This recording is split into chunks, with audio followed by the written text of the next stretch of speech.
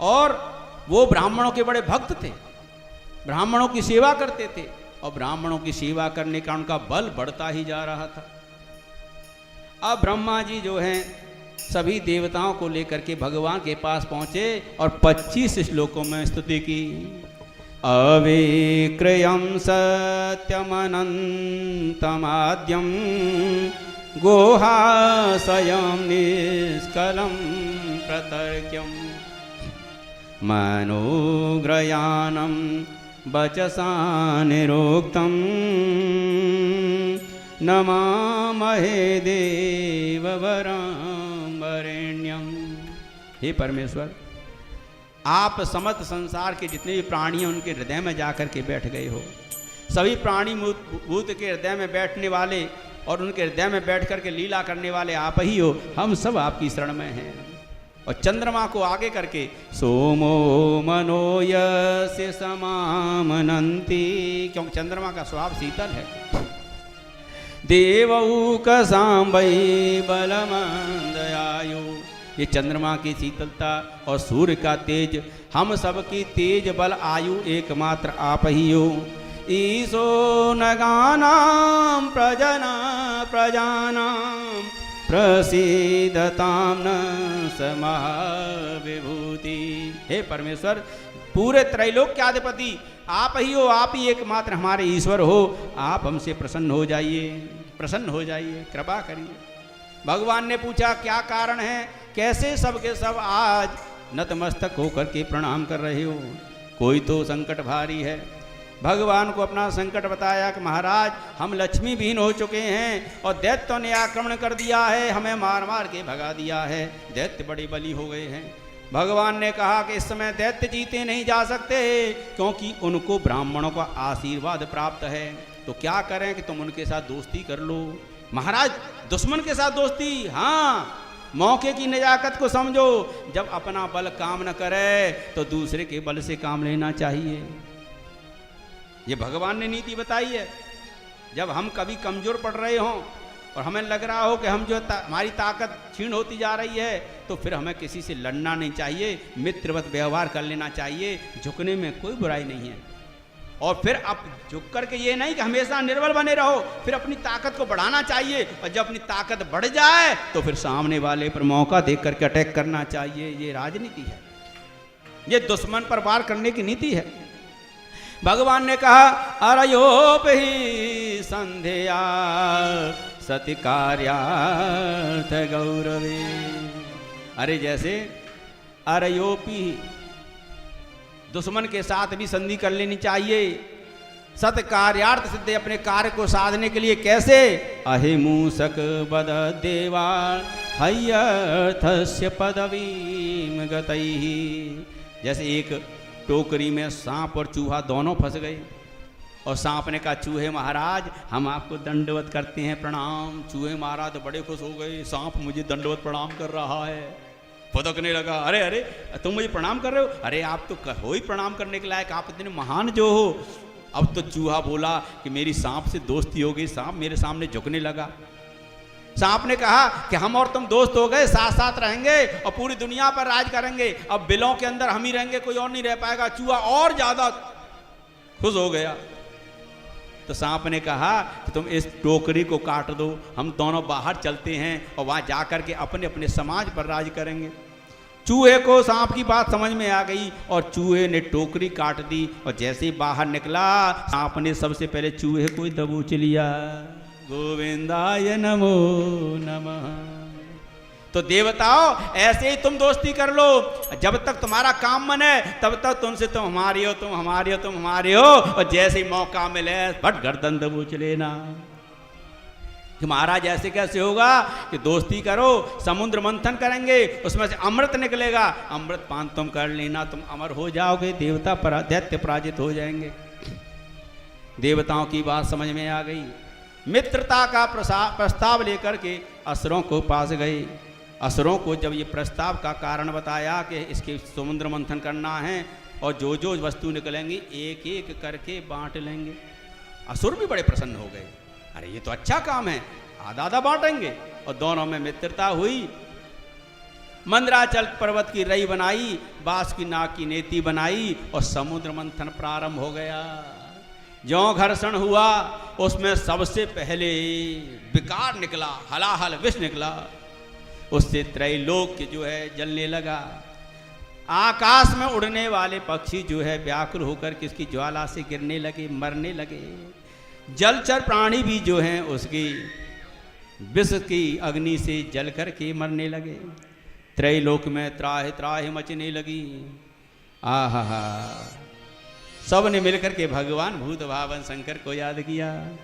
देव देव महादेव भूतात्मन भूत भावना त्राहिन शरणापन्न त्रैलोक्य दहना दिशाता। हे महेश्वर, तीनों लोग इस विष से जल रहा है, आप तो हमारे भूत भावन भगवान हो, बड़े कृपालु दयालु हो, कृपा करो, इस विष को धारण करो। और भगवान ने उस हलाहल विष को अपने कंठ तक जाने दिया, कंठ में धारण कर लिया। नाम पड़ गया नीलकंठ भगवान। वो नीलकंठ भगवान की हृदय में क्यों नहीं ले गए कि हृदय में तो मेरे आराध्य राम बसते हैं, और विष अगर वहां जाएगा तो उनको कष्ट हो जाएगा।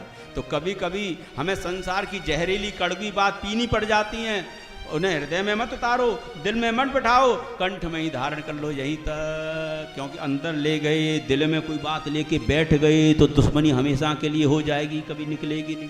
तो बुरी बातों को दिल तक नहीं ले जाना चाहिए, उसे बाहर से बाहर विदा कर देना चाहिए। बोलो जय श्री कृष्ण, राधे राधे राधे। अगर अंदर तक ले गए किसी के कट वचनों को, जहरीले वचनों को, तो स्वयं ही क्रोधा की अग्नि में जल करके मर जाओ महाराज। फिर उसके बाद उस समुद्र में से कामधेनु गैया निकली। बोल गैया मैया की जय। उसे ऋषियों ने ले लिया। भैया इसके दूध से माखन घी जो निकलेगा उससे यज्ञ पूजा पाठ होगा। गाय के शुद्ध घी से यज्ञ पूजा पाठ करना चाहिए, और शुद्ध घी चाहिए तो अपने घर में गैया पालिए, और कहीं से नहीं मिलेगा। अपने घर में गैया होगी तो अपनी आंखों के सामने रहेगा। उसके बाद चंद्रमा निकला जो आसमान में चला गया। उच्चैश्रवा घोड़ा निकला, उसे असुरों ने ले लिया। ऐरावत हाथी निकला, वो देवताओं ने ले लिया। कौस्तुभ मणि निकली तो भगवान को दे दी गई, और कल्प वृक्ष निकला तो स्वर्ग में लगा दिया। अप्सराएं निकली तो वो भी स्वर्ग में चली गई। उसके बाद ततश्चाविरभूत साक्षात श्री रमा भगवत परा।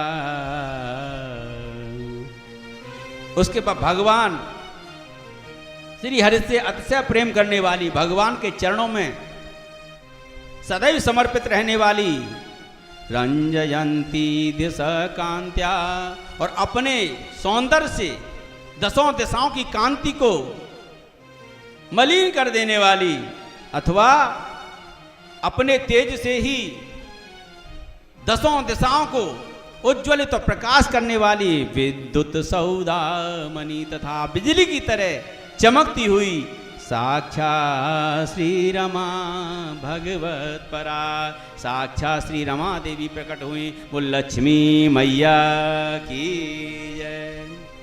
और माता लक्ष्मी ने भगवान नारायण को निहारा। तस्यां सदेशयो सतीं नवकंजमाला।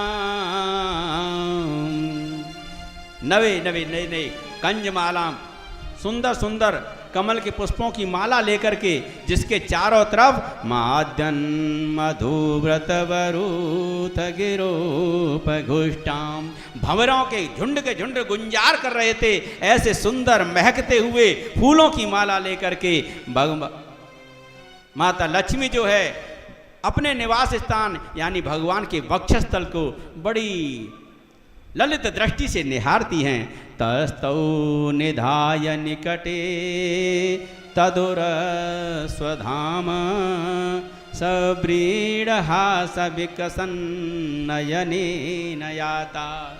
और जब वक्षस्थल को निहारती हैं तो माता लक्ष्मी के नयन जो हैं भगवान की वक्षस्थल पर जाकर के टिक जाते हैं, वहाँ से हटते नहीं हैं, और मंद मंद मुस्कुराते हुए अपने नैनों को नीचे करके भगवान के गले में वरमाला डाल देती हैं। वो लक्ष्मी नारायण भगवान की।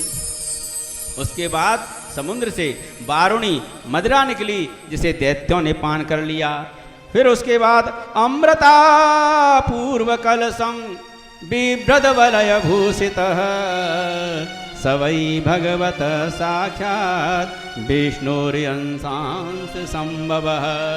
भगवान विष्णु के ही अंशभूत परमात्मा और आयुर्वेद के जनक भगवान श्री धन्वंतरी सोने के कलश में अमृत लेकर के प्रकट हो गए। वो धन्वंतरी भगवान की।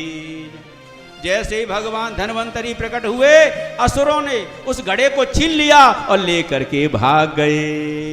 देवता घबराने लगे, प्रभु ये तो अमृत निकला, लेकिन असुर छुड़ा करके ले गए। भगवान ने कहा चिंता मत करो, इसका भी कोई उपाय करते हैं। और भगवान सुंदर कमनीय नारी का रूप धारण करके प्रकट हो गए। बोल मोहनी भगवान की। अब भगवान सुंदर दिव्य रूप धारण करके, अतिशय सुंदर नारी का रूप धारण करके नृत्य कर रहे हैं। उनके पैरों की पायल की छन छन और कंगन की खन खन को सुन करके सभी दैत्यगण असुरगण रुक गए और उनकी ओर देखने लगे। अमृत पीना तो भूल गए, उनके रूप माधुर्य सौंदर्य रस का पान करने लगे। हे देवी तुम कौन हो और यहाँ कैसे निर्जन वन में अकेली घूम रही हो? हमें लगता है तुम हमारे लिए ही यहाँ पर आई हो, और देखो तुम अपने सुंदर हाथों से ये अमृत का पान हमें कराओगी तो इसका स्वाद और बढ़ जाएगा। भगवान ने कहा, स्त्री बने हुए भगवान मोहिनी ने, कथम कश्यप दायादा। अब देखना भगवान सही बात सब कह रहे हैं, बिल्कुल सटीक बात कह रहे हैं, लेकिन कामांध असुरों को भगवान की बात समझ में नहीं आ रही। कथम कश्यप दायादा पुंचल्यामय संगता। हे काश्यप, यानी कश्यप ऋषि के पुत्र थे असुर। हे काश्यप जरा ध्यान करके सुनो, कभी भी पुंसचल्या स्वतंत्र घूमने वाली अकेली स्त्री पर भरोसा नहीं करना चाहिए, वो कभी भी धोखा दे सकती है। पुंसचल्यामय संगता, कभी भी अकेली विचरण करने वाली स्वतंत्र भाव रखने वाली स्त्री का संग नहीं करना चाहिए। विश्वासम पंडितो यातु कामनी सुनयाति। जो विद्वान पुरुष कभी भी ऐसी स्त्री पर विश्वास नहीं करते, और जो विश्वास करते हैं उनका जल्दी विनाश हो जाता है। बोलो राधे राधे राधे।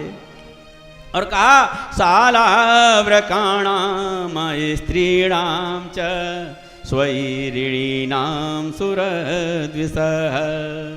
एक कुत्ता, एक स्वच्छंद विचरण करने वाली स्त्री, सख्या न्याहुर नित्यानि नूतनम नूतनम विचिन्वताम। ये कभी एक जगह नहीं ठहरते, ये रोज अपना नया ग्राहक ढूंढते हैं। नूतनम नूतनम विचिन्वता, ये नया नया ग्राहक ढूंढने के लिए जगह जगह घूमते हैं। इसीलिए बाहर स्वच्छंद स्वतंत्र गुजरने वाला, चाहे कोई कुत्ता हो चाहे कोई स्त्री हो, दोनों की तुलना एक जैसी की है इस भागवत जी के श्लोक में। उन पर कभी भरोसा नहीं करे। घर में जो घर स्त्री होती है, घर की जो लक्ष्मी होती है, वही सम्मान के लायक होती है, उसी का मान होता है। बाजारू स्त्रियों का कोई सम्मान नहीं होता। बोलो राधे राधे राधे। इसीलिए घरेलू बनना है, बाजारू नहीं बनना। स्पष्ट देखो, कहने वाला चाहिए, कथाओं में बड़ा सार छिपा हुआ है। हाँ, अब क्या हुआ महाराज, इतनी बात सुनी, दैत्यों को तो और भरोसा हो गया। अरे इतनी बढ़िया बात कर रही है, तू छल कपटी नहीं हो सकती, तू तो बड़ी सुंदर सटीक बात करने वाली है। अब हमें भरोसा हो गया, तू कभी किसी को धोखा नहीं दे सकती। अब तो ये अमृत तुम ही लो और अपने हाथों से हमें पिलाओ। भगवान ने कहा एक बार और सोच लो, मैं फिर बता रही हूँ, अब कभी ऐसे भरोसा नहीं, अब तो भरोसा हो गया। इतनी सटीक सही बात कोई नहीं कह सकता। और दैत्यों ने अमृत दे दिया। भगवान ने इशारा किया, आंखों ही आंखों में सारा हो गया। देवता समझ गए, एक पंक्ति में देवता, दूसरी में असुर बैठ गई। भगवान ने कहा, अरे दैत्यो असुरो, ये क्या है? अरे इसमें अमृत जो गाढ़ा गाढ़ा है, जिसे पी करके ताकत मिलेगी, वो तो नीचे बैठा है, और ऊपर ऊपर तो पानी खारा है जो तुमको कमजोर कर देगा। अगर मैं ये खारा पानी तुमको पिला दूं तो तुम जो है इसी से झिक जाओगे और नीचे गाढ़ा गाढ़ा अमृत नहीं पी पाओगे, फिर ये बेकार जाएगा। तो देवी क्या करें, मेरी बात मानो, ऐसा करते हैं चुपचाप कि ये खारा खारा जो जल है ना ऊपर भरा हुआ, ये तो इनको पिला देते हैं देवताओं को, जिससे ये भी संतुष्ट हो जाएंगे, लड़ाई झगड़ा नहीं करेंगे, फिर शांति से बैठ के ये गाढ़ा गाढ़ा अमृत तो मैं पिला दूंगी नीचे नीचे का। दैत्य बोले ये तो बहुत बढ़िया बात है देवी, ऐसा ही करो जिसमें समाधान होगा, फिर तो कोई लड़ाई झगड़ा भी नहीं होगा, और वैसे ही हमारा आपस में समझौता जो हुआ था वो यही हुआ था, आधा आधा बांट लेंगे। भगवान ने अपनी मोहनी बातों से दैत्यों के मन को मोह लिया और देवताओं को अमृत पिलाना प्रारंभ कर दिया। देवता अमृत पीते जा रहे हैं, घड़ा खाली होता जा रहा है। तभी एक असुर जो राहु नाम का था, उसने देखा अरे ये तो गड़बड़ हो रही है, ये चुपचाप सारा अमृत देवताओं को पिला रही है। अगर हल्ला मचाऊंगा और देर लगाऊंगा तो घड़ा खाली हो जाएगा, न इनके पल्ले पड़ेगा न मेरे पल्ले पड़ेगा। इसलिए चुपचाप जाकर के देवता में अकेला ही बैठ गया। भगवान तो पंक्ति भेद कर नहीं सकते, पता था कि असुर आके बैठ गया, लेकिन देवताओं के साथ आकर के बैठ गया है। जब कोई बुरा आदमी अच्छे आदमियों में बैठने लग जाता है ना, तो वो भी अच्छाई प्राप्त करने का पात्र बन जाता है और उसका भी कल्याण हो जाता है। बोल राधे राधे राधे। इसीलिए अपनी बैठक बढ़िया रखिएगा। वो बुरे भाव से था, बुरा व्यक्ति था, लेकिन देवताओं के बीच में बैठ गया, उसे भी भगवान के हाथों का अमृत पीने को मिल गया। लेकिन जो अच्छी घर में बैठ करके, अच्छी संगत में बैठ करके मन में कुभाव लेकर के आ जाता है, तो उसको भी उसकी करनी का फल भगवान देते हैं। सूरज और चंद्रमा के बीच में बैठा, सूरज और चंद्रमा शांत रहते, भाई हमें मिल गया तो इसे भी मिल गया, कोई बात नहीं। लेकिन उनकी दृष्टि में एकदम वो चुभने लगा कि प्रभु ये क्या किया, ये तो राक्षस है, तुमने एक राक्षस को, एक गलत आदमी को अमृत पिला दिया। भगवान ने देवताओं को प्रसन्न करने के लिए चक्र सुदर्शन से अमृत का प्रभाव दर्शाने के लिए कि अमृत का कितना प्रभाव है, क्योंकि जब तक अमृत जो गले तक ही गया था उसका गर्दन काट दी, धड़ तो धाराशायी हो गया, लेकिन सिर उसका अमर हो गया। और वही राहु केतु बन करके सूरज और चंद्रमा को तब से आज तक ग्रसने लग गया। अपनी अपनी करनी, अपनी अपना फल, अवश्यमेव भोक्तव्यम कृतम कर्म शुभाशुभम और ना भुक्तम चियते कर्म कल्प कोटि शतैरपि। जो भी हम कर्म करते हैं वो नित्य अवश्य भोगना पड़ता है, बिना भोगे चाहे करोड़ों कल्प क्यों न बीत जाए वो मिटता नहीं है। राहु केतु सूरज चंद्रमा को आज तक ग्रस्ते आ रहे हैं, उनको भी ये फल भोगना पड़ा। हे राजन, इसी देवासुर संग्राम में जब भगवान शंकर ने सुना कि मेरे प्रभु ने मोहिनी अवतार धारण किया है, प्रत्येक अवतार का दर्शन मुझे प्राप्त हुआ है, जहर पिलाने तो आगे क्या, उस माधुर्य रूप सुधा का दर्शन नहीं कराएंगे, उस अमृत का, उसका अमृत पान नहीं कराएंगे, इस कामना के लिए भगवान शंकर गए और भगवान शिव भी उस रूप को देखकर मोहित हो गए। हे राजन, 7वें मनु वैवस्वत महाराज हुए, जिसमें भगवान का वामन अवतार हुआ। बोले वामन भगवान की। 8वें मनु सावरणी हुए, जिसमें भगवान का जिसमें इंद्र बलि हुए, और 9वें दक्ष सावरणी हुए, जिसमें भगवान का ऋषभ अवतार हुआ। 10वें मनु ब्रह्म सावरणी हुए, जब भगवान का विश्वक्सेन अवतार हुआ। और 11वें धर्म सावरणी हुए, जिसमें भगवान का धर्म सेतु अवतार हुआ। 12वें मनु रुद्र सावरणी हुए, जिसमें भगवान का अंशावतार हुआ। 17वें मनु 13वें मनु देव सावरणी हुए, जिसमें भगवान का योगेश्वर रूप से अंशावतार हुआ। 14वें मनु इंद्र सावर्ण हुए, जिसमें भगवान का बृहद बानु अवतार हुआ। ये 14 मनु हुए। महाराज 14 मनुओं की कथा आपने बहुत सुनाई, लेकिन 8वें और 9वें मनु में जो आपने भगवान वामन, राम और कृष्ण का अवतार बताया, इस कथा को जरा विस्तार से सुनाइए और मुझे बताइए। राजोवाच बले पदत्रयम भूमि कस्माद् हरिर्याचत भूतेश्वर कृपण वल्लभधातोऽपि भवन्दतम्। बले पदत्रय भूमे, इस बलि ने 3 पग में कैसे जमीन को नाप लिया और भगवान किस तरह उस बलि के दरवाजे पर याचक बन करके गए, इस कथा को मुझे विस्तार से सुनाइए। सुखदेव जी महाराज कहने, हे राजन परीक्षित, सुनो ध्यान से। श्री शुक उवाच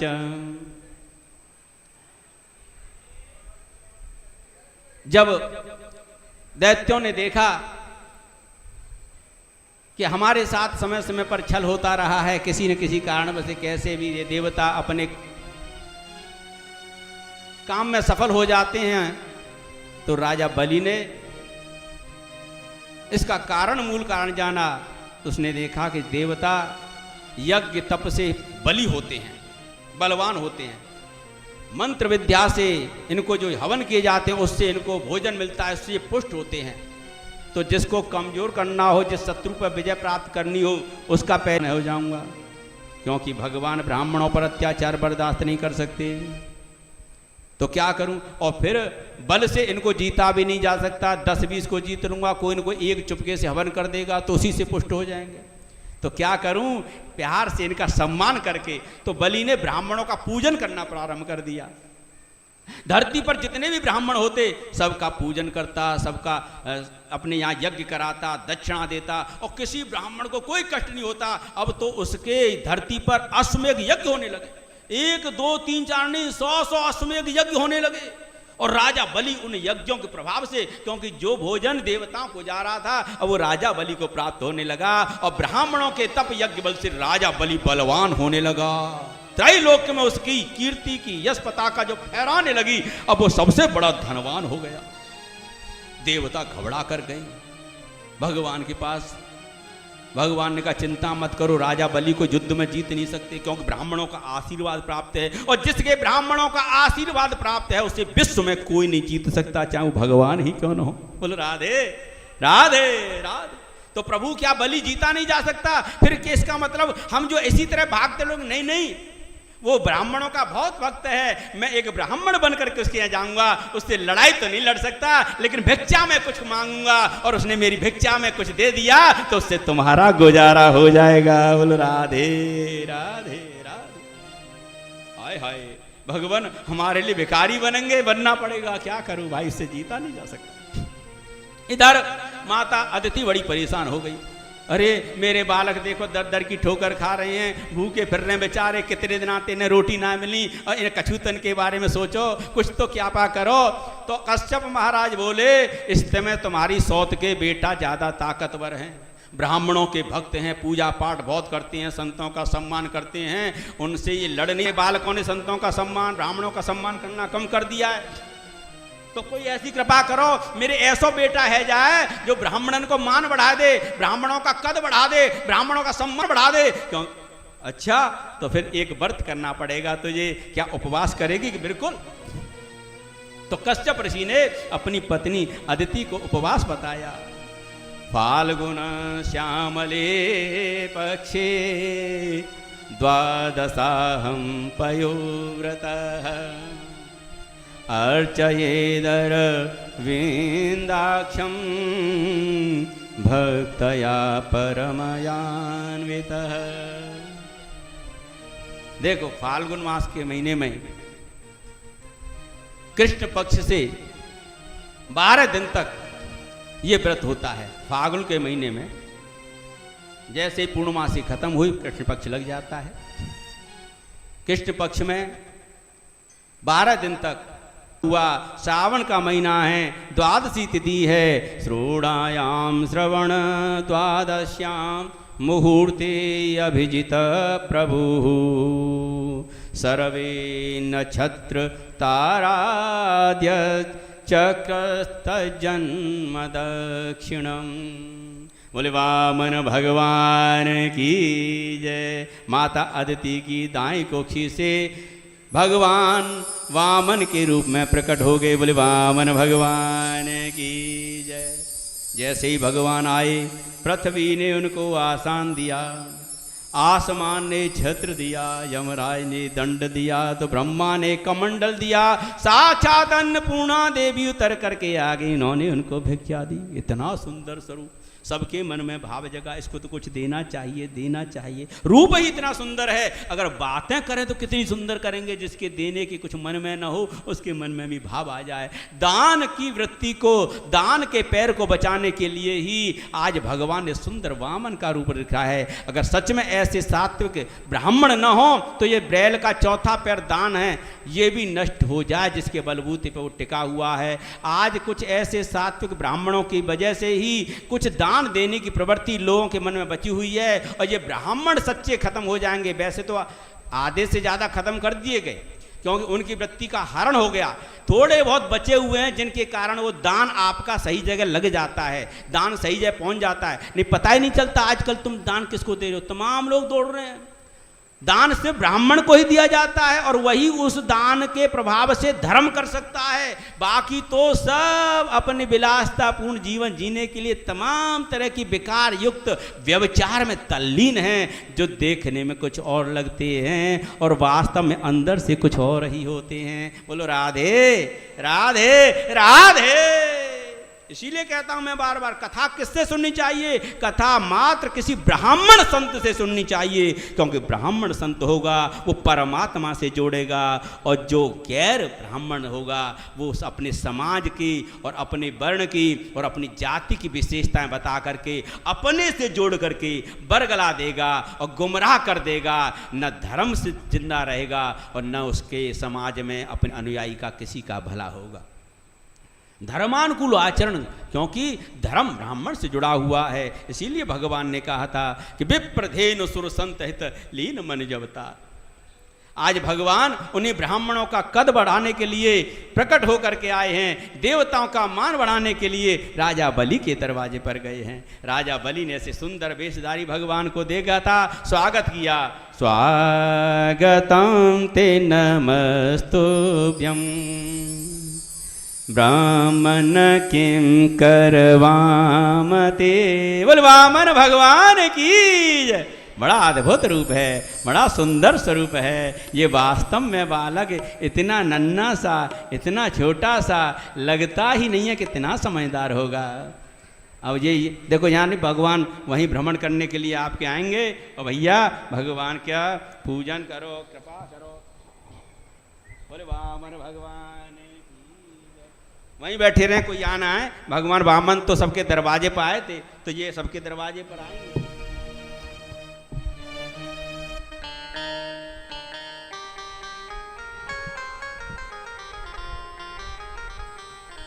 बोल वामन भगवान की जय। स्वागतम ते नमस्तुभ्यं स्वागतं ते नमस्तुभ्यं ब्राह्मण किं करवामि ते ब्राह्मण किं करवामि ते ब्राह्मर्षीणां तपसाक्षान् ब्राह्मर्षीणां तपसाक्षान् मन्यित्वा वपुर्धरम् मन्यित्वा वपुर्धरम् स्वागतं ते नमस्तुभ्यं स्वागतं ते नमस्तुभ्यं ब्राह्मण किं करवामि ते ब्राह्मण किं करवामि ते ब्राह्मर्षीणां तपसाक्षान् मन्यित्वा वपुर्धरम् मन्यित्वा वपुर्धरम्। बोले वामन भगवान की जय। करके पूरा तेज लेकर के आप स्वयं प्रकट हो गए हो मेरे दरवाजे पर। आप कृपा करके बस इतना बता दो कि मैं आपकी क्या सेवा करूं।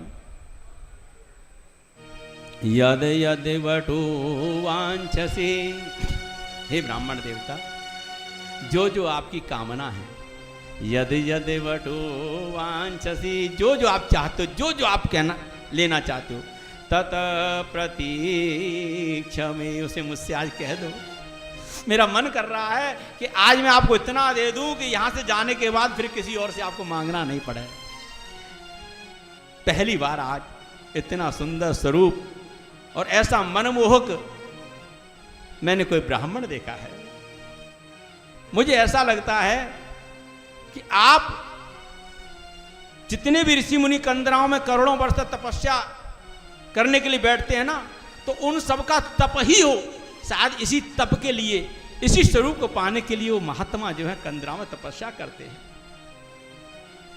त्वामर्थिनान् विप्रसुतानुतर्कये त्वम अर्थिनम विप्रसुतान तर्कये। हे विप्रसुत, हे ब्राह्मण बालक, अपनी बुद्धि से विवेक से विचार करके तुम्हें जितना भी अर्थ चाहिए, धन चाहिए, जो कुछ भी चाहिए, जो भी तुम्हारी लालसा कामना है, खूब सोच लो, विचार लो, कोई जल्दी नहीं है। आराम से बैठ करके और मुझे आज बता दो, मैं तुम्हें देना चाहता हूं। और तुम ये सोच रहे हो, तुम्हें समझ में नहीं आ रहा हो कि क्या क्या तुम सोच सकते हो, तो देखो मैं कुछ नाम गिना देता हूं। गाम कांचनम गुणवद धाम मृष्टम तथा न पेययुतवा वे प्रकन्या। सोना, गांव, गौएं, और गांव भी ये मत समझना कि खाली अरे अन्न धन से भरे हुए और आपके भक्त और सेवकों से लबालब गांव जो आपकी नित्य सेवा किया करें, आपकी चरण शुश्रूषा में सदैव तत्पर रहें, ऐसे गांव। और अगर आपको कोई विवाह की इच्छा हो तो विप्र कन्या, कोई ब्राह्मण की कन्या भी मैं आपको यहीं उपलब्ध करा दूंगा। बस आप यहीं पर कुटिया बना करके ग्रामान समृद्धस्तुर्गान गजानवा। और देखो, गांव से बाहर जाने का मन करे तो हाथी घोड़े भी सब आपको यही उपलब्ध करा दूंगा। रथान तथारहत्तम संप्रतीक्षमे।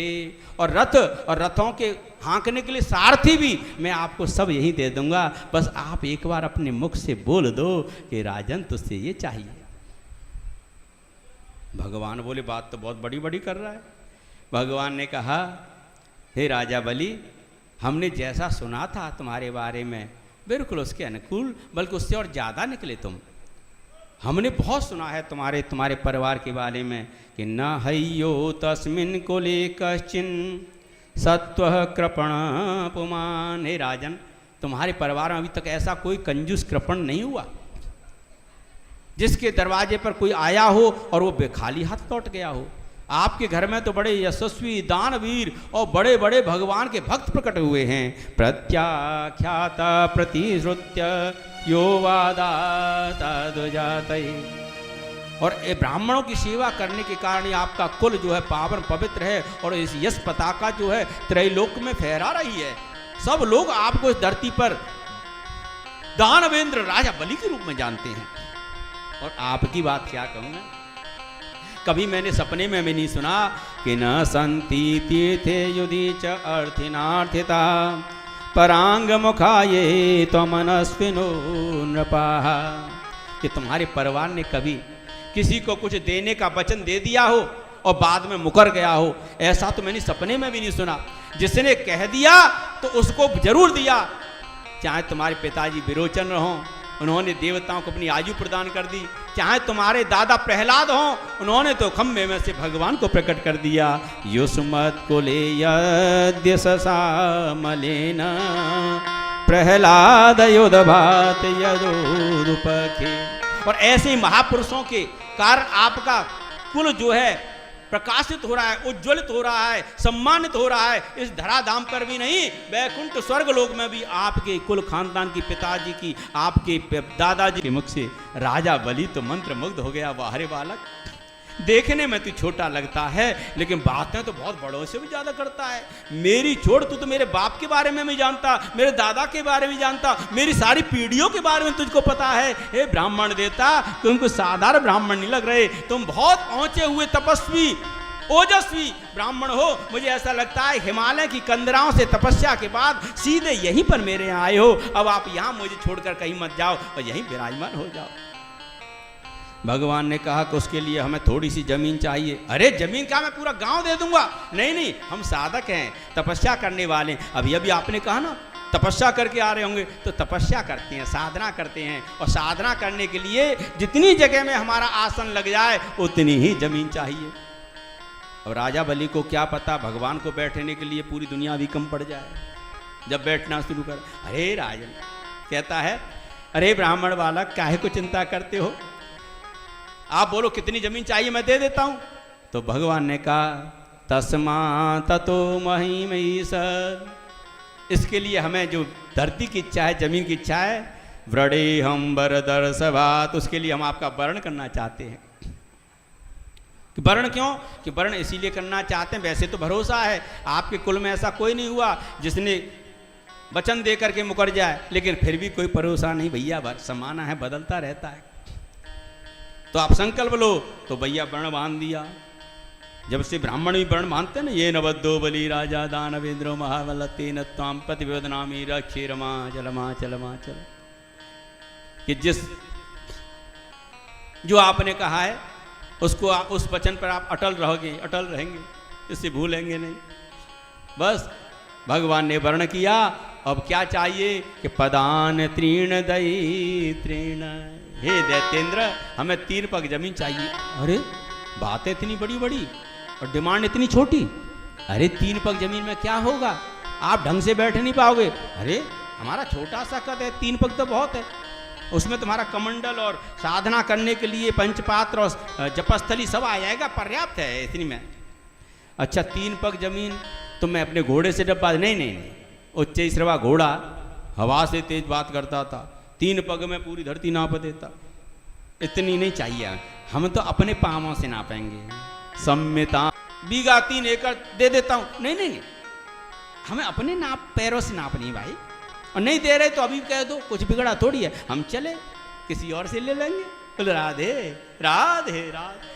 बलि को लगा कि ये तो मेरी पूरी वंशावली गा करके और बेइज्जती हो जाएगी, नहीं नहीं अच्छा ब्राह्मण बालक तुम जिस खुश रहो वही करो, चलो अपने पैरों से नापो। भगवान ने एक पैर में पूरा धरती लोग नापना, नहीं नहीं जब बलि संकल्प करने लगा तो गुरुजी को लगा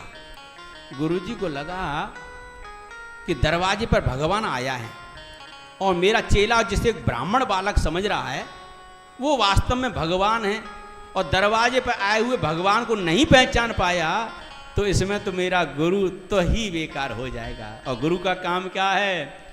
गुरु गोविंद दो खड़े काके लागू पाए, और बलिहारी गुरु आप पे जो गोविंद दियो मिला।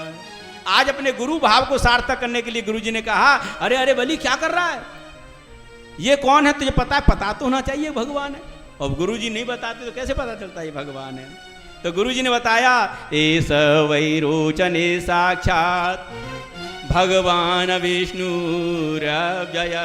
अरे जैसे तू ब्राह्मण बालक समझ रहा है, हे विरोचन के पुत्र, ये साक्षात भगवान विष्णु है। और कस्य पादे तिर जातो देवानाम कार्य साधक, और ये कश्यप के ही पुत्र तुम्हारे जो सौतेले भाई हैं देवता, उनका काम बनाने के लिए ही ब्राह्मण के बालक बनकर के दरवाजे पाए हैं। और सुन मेरी बात, जो धन का प्रयोग जो है, धर्माय यशसे अर्थाय कामाय स्वजनाय च, धर्म के जो 5 भाग करता है, एक भाग धर्म के लिए रखता है, दूसरा भाग अपनी यश कीर्ति बढ़ाने के लिए रखता है, तीसरा भाव अपनी कामना पूर्ति के लिए रखता है, और चौथा अपने स्वजनों के लिए रखता है, और पंचदा विभजन मुक्तिम इहा पुत्र च मोदते, और 5वां भाग अपनी आपातकालीन व्यवस्थाओं से परेशानियों से निपटने के लिए बचा कर रखता है। ये धन खर्च करने के लिए 5 रास्ते बताए शुक्राचार्य जी ने। 5 रास्ते, धन जो भी कमाओ उसके 5 जगह डिवाइड कर दो, और उसमें से 5 जगह यानी 20% के हो गए।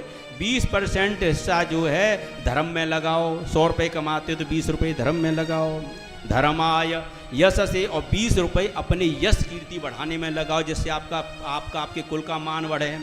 अर्थाय या कीर्ति किससे बढ़ेगी? आपका व्यापार बढ़ने से, आपका काम धंधा बढ़ने से, अथवा वो 20% अपना व्यापार बढ़ाने में लगाओ जिससे व्यापार आपका बढ़े, और 20% से अपनी कामना पूर्ति, अपने घर का खर्चा चलाओ, अपनी पूर्ति करो, और 20% से स्वजनाच अपने परिवार का भरण पोषण करो, और बचा कुचा जो 20% है, ये 5 जगह हो गई।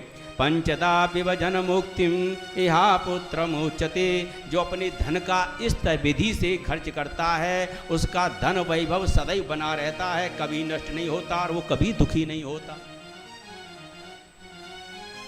राजा बलि कहने लगे, गुरुजी महाराज आपने जो तो बहुत बढ़िया शिक्षा दी, कैसे धन सुरक्षित रहेगा जो बता दियो, और सबसे पहले तो मोकू गोविंद मिलाए दियो। लेकिन जब गोविंद मिलायो तो मेरे पास जो कछु है तो कहा कि गोविंद कोई तो है। अब मानो गोविंद अपना ही मुझसे लेने के लिए आया है तो मेरा देन में क्या जाता है। तेरा तुझको अर्पण क्या लागे मेरा, तन मन धन और वाणी सब कुछ है तेरा। स्वामी सब कुछ है तेरा, तेरा तुझको अर्पण प्रभु का, प्रभु को समर्पण क्या लगे मेरा। ओम जय जगदीश।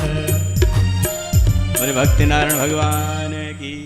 सौंप देने दो, अब तो सौंप दिया। अच्छा तो भगवान ने भी, ये सच्चा भक्त है। हम लोग तो सिर्फ गाते हैं, देते नहीं है। नहीं, राजा बलि गाता ही नहीं है, उसने दाता भी है, उसने दे दिया। सारे जग का जो दाता है, सारे जग का जो विधाता है, आज बलि बना उसी का दाता है। राधे। एक पर में तो भगवान ने पूरी धरती नाप लई और दूसरा पग ज्यों ही आसमान को नापने के लिए बढ़ाया और इस गगन को फोड़ करके ब्रह्मलोक में पहुंचा। ब्रह्मा जी जान गए ये तो भगवान विष्णु का पद कमल है, रोज दर्शन करते थे। अपने कमंडल में जो जल था वो देवकुल्या नाम की कन्या थी, उस बड़ी पावन पवित्र कन्या थी। उसी से भगवान के चरणों को पखारा और उस चरण की धोवन को वापस कमंडल में रख लिया। वही गंगा जी बन गई जो बाद में भागीरथ के द्वारा लाई गई। अभी तक वो स्वर्ग में ही है, अभी धरती पर गंगा जी नहीं है। उस कमंडल में, ब्रह्मा जी के कमंडल में विष्णुपदी, विष्णु का पग धोने के कारण विष्णुपदी हो गई। अब भगवान ने अपने दूतों से कहा, ब्रह्मन् यमनुगृह्णामि तदविसुविदनोऽस्मि हम जनमद पुरुषम स्तब्धो लोकमाचावमन्यते। अरे इसको बांध लो भैया। जो व्यक्ति दान देकर कहने की पूरा दान नहीं देता वो नरकगामी होता है, इसीलिए इसे नरक में जाना पड़ेगा। राजा बलि तो का तो सब कुछ लुट गया, उसके बाद अभी उसको नरक मिलेगा तो बड़ा दिक्कत होगी। राजा बलि हाथ जोड़ करके खड़ा हो गया, मान के प्रभु मुझे नरक में गिरना पड़े कोई बात नहीं, लेकिन ये कलंक लेकर के जाऊं कि मैंने वचन दिया 3 पग जमीन का और नहीं दे पाया, इससे तो मेरा कुल धूमिल हो जाएगा, उसकी यश कीर्ति धूमिल हो जाएगी। नरक भी आपका, स्वर्ग भी आपका, मुझे उसकी कोई चाहना नहीं, लेकिन मेरे यश की, मेरे कुल का नाम बदनाम हो जाए, इस बात को सोच करके मेरा मन बड़ा घबराता है। और जो व्यक्ति अपने कुल का, अपने समाज का, अपने वंश का नाम डूबने से बचाता है अथवा डरता है कहीं उसकी कीर्ति यश पता का धूमिल न हो जाए, वही बालक यश का असली वारिस होता है। अन्यथा सब वर्ण संकर हैं।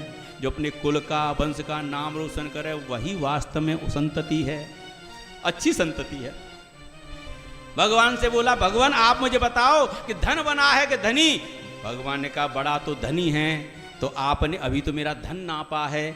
जब मेरा धन आपके 2 पैरों को साधने में समर्थ हो सकता है तो ये धनी आपके सामने खड़ा है, आप अपना 1 पैर उठाएं और धनी के ऊपर रखें और अपना संकल्प पूरा करें। आहा, अद्भुत अद्भुत दानवेंद्र है। देखो भगवान है और हर भक्त का सिर जो है भगवान के चरणों में झुकता है, लेकिन आज पहला भक्त ऐसा हुआ है जिसका सिर भगवान के चरणों में नहीं झुक रहा, बल्कि भगवान का चरण खुद चल करके उसके सिर तक पहुंच रहा है। और भगवान ने अपना तीसरा पैर राजा बलि के सिर पर रख लिया। बोल भक्त नारायण भगवान की। और भगवान से कहा, प्रभु आपने अतिशय मुझ पर कृपा करी। भगवान ने कहा तुम रसातल में जाओ, आगे आने वाले मनवंतर में तुमको ही राजा बनाएंगे स्वर्गलोक का। भगवान ने कहा कि ऐसे नहीं जाऊंगा, वहाँ मुझे आपके बिना कैसे शांति मिलेगी। आप मेरे द्वारपाल बनो, मेरे दरवाजे पर आकर के रहो, मुझे दर्शन दो तो मैं चाह सकता हूँ। भगवान ने कहा तथास्तु। तब से भगवान 4 महीने के लिए राजा बलि के यहाँ जाते हैं। देवसैनी एकादशी से और देवोत्थान एकादशी तक 4 महीने भगवान रसातल में राजा बलि के दरवाजे पर रहते हैं। और उस समय घर के सारे मांगलिक कार्य बंद रहते हैं। और उन्हीं चातुर्मास में सभी ऋषि मुनि देवतागण ब्रज में तीर्थाटन के लिए चातुर्मास के लिए पधारते हैं ब्रज की धरती पर, क्योंकि ब्रज की धरती जो है, जो 84 कोस में फैली हुई है, वो सबसे अलग है, तीनों लोकों से अलग है। वहाँ पर नारायण की आत्मा निरंतर निवास करती है, और इसीलिए उन 4 महीनों में सर्वत्र ज़्यादा से ज़्यादा वर्षा होती है। सांप, बिच्छू, कातर, जहरीले कीड़े मकोड़े निकलते हैं, क्योंकि उन 4 महीने सत्ता भगवान शंकर के हाथ में होती है। और जैसा राजा और वैसी प्रजा हो जाती है। बोल राधे राधे राधे। प्रभु बड़ी सुंदर दिव्य कथा सुनाई भगवान, ऐसे सुंदर अवतार लेते हैं। सुखदेव जी महाराज ने कहे राजा बैचद, गोवे प्रसुर साधूनां छंदसामपि चेश्वर रक्षामिस्तनुर्धते धर्म संस्थापतस्य चैव हे। गोवे प्रसुर साधूनां, देखो भागवत भी यही कहती है, गौ माने गैया, विप्र माने ब्राह्मण, सुर माने देवता, साधु माने संत। इनकी रक्षा के लिए रक्षामेक्षस्तनूर्धत्ते, इनकी रक्षा के लिए ही परमात्मा नित्य शरीर धारण करता है। धर्मास्यार्थस्य चैव हि, और धर्म की स्थापना करते हैं। विप्रधेन सुर संत हितलीन मनुज अवतार, निजेच्छा निर्मित तनु माया गुण गोपाल। जय राधे राधे गोविंद गोविंद राधे राधे राधे गोविंद गोविंद राधे राधे राधे गोविंद गोविंद राधे राधे राधे गोविंद राधे गोविंद राधे राधे गोपाल राधे गोविंद राधे राधे गोपाल राधे राधे राधे गोविंद गोविंद राधे राधे राधे गोविंद गोविंद राधे। ऐसे परमा की मधुर लीला देख करके भक्त का भाव जागृत होता है और अपनी अभिलाषा प्रकट करता है। प्रभु छाती से लगा के ज्वाला, छाती के मेटा लूं खूब।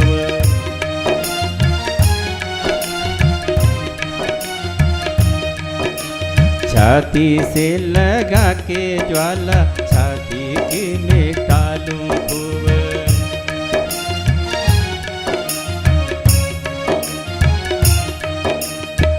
के पादों तक प्यास प्राणों की बुझाऊं मैं।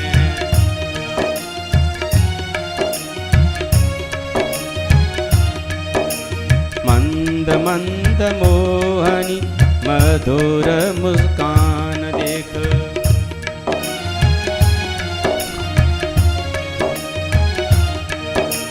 तन की तपन जलन जी की मिटाऊं मैं।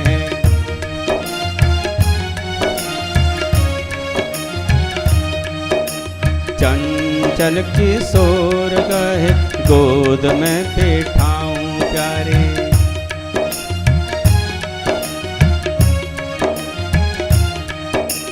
चूम के कपोल सोधा सिंधु में समाऊं मैं।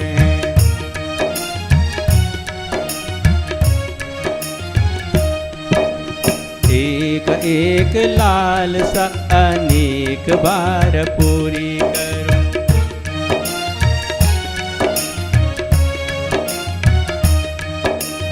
एक एक लालसा अनेक बार पूरी करूं।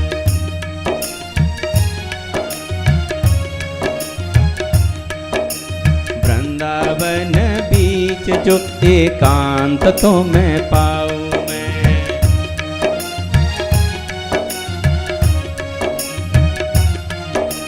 छाती से लगा के ज्वाला, छाती की मिटा लूं खूब।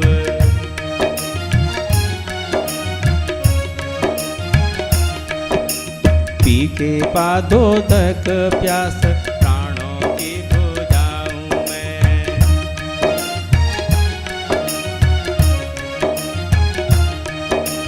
राधे राधे गोविंद गोविंद राधे।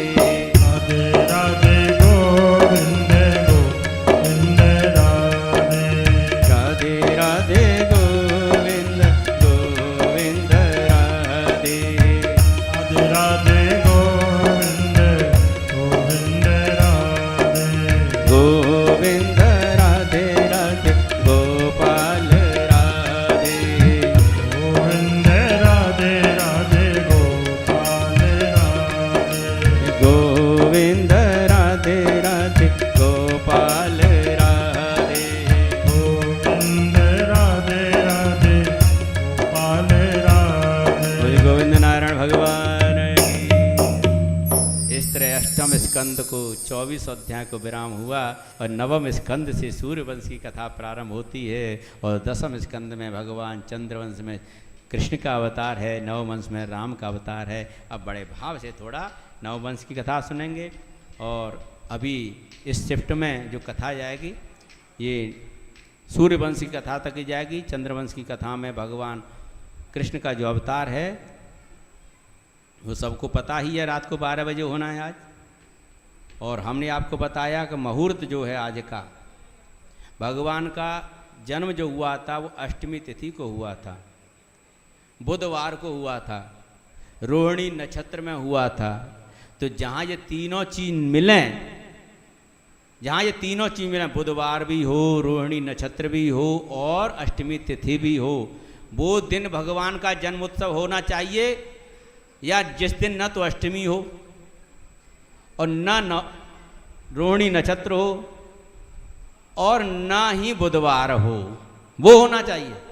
ये तो भैया वर्षों बाद संयोग बनता है। इसीलिए देखो हमारे धर्म के साथ ना खिलवाड़ की जा रही है। कुछ ऐसी भ्रांतियां पैदा कर दी गई हैं, कुछ ऐसी चीज, कोई भी चीज पावन पवित्र बची नहीं है, सब में विकार विकृतियां। हाँ, और ऐसे विकार भर दिए गए हैं कि किसी भी तरह से धर्म का ह्रास हो। पर कोई बात नहीं, हम इसमें भी खुश हैं। इस बहाने हमें अपने देवता का, अपने परमात्मा का 2 दिन आनंद लेने को मिल जाता है। बोल रहा, जितने लोग भ्रांतियां फैलाएंगे, विकृतियां लाएंगे, हम उसमें उतना ही आनंदित होते जाएंगे। और वैसे भी हमारे ब्रज में जन्मोत्सव 2 दिन मनाया जाता है। एक दिन जिस दिन जहां भगवान पैदा हुए, देवकी और वसुदेव के यहाँ, और एक दिन नंद और बाबा के यहाँ।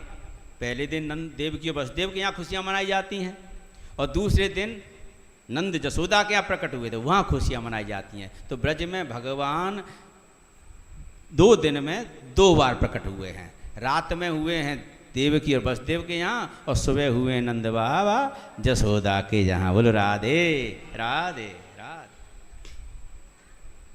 इसीलिए 2 दिन आनंद लो, कोई दिक्कत नहीं। ये बड़ा सुंदर भाव है ठाकुर का। अब जब जो कल करें वो नंद बाबा जसोदा के बन जाओ, और जो आज करें वो देवकी नंद और वसुदेव को बन जाओ। क्या बात है कि नहीं? दोनों का आनंद है, दोनों का आनंद निराला है, उसमें क्या है। हाँ, तो इसमें कोई संदेह उत्पन्न न करें। पर ज्योतिष की गणना अनुसार भी मैं आपको ये बता दूं, कुछ लोग उदया तिथि को मानते हैं कि जिस तिथि में सूर्य उदय होता है उसी को पूरे दिन मानते हैं। लेकिन ये तिथि उन्हीं में मान्य होती है जिनमें पारायण सूर्यास्त से पहले होता है। जिन व्रतों में सूर्यास्त से पहले पारायण करना होता है उसमें उदया तिथि को ही महत्व दिया जाता है। ठीक है ना? लेकिन जिसमें चंद्र पारायण होता है, जिसमें रात्रि को पारायण होता है, उसमें चंद्रोदय तिथि को महत्व दिया जाता है, जिस तिथि में चंद्र का उदय हो रहा हो। और चंद्र का उदय आज तिथि अष्टमी में हो रहा है। आज सूर्योदय तो सप्तमी में हुआ, लेकिन चंद्रोदय अष्टमी में ही होगा। और चंद्रोदय तिथि वाला होता है उसमें चंद्रमा को अर्घ दे करके पारायण कर लिया जाता है। चंद्रमा को अर्घ दे करके पारायण कर लिया जाता है। इसमें तिथि का क्षय का कोई भेद नहीं है। जैसे एकादशी में तो द्वादशी में पारायण हो जाना चाहिए, बाकी जो सूर्योदय से उत्पन्न होने वाली तिथियां हैं उनमें सूर्यास्त से पहले जिन्हें पारायण होता है उसमें तिथि विशेष होती है।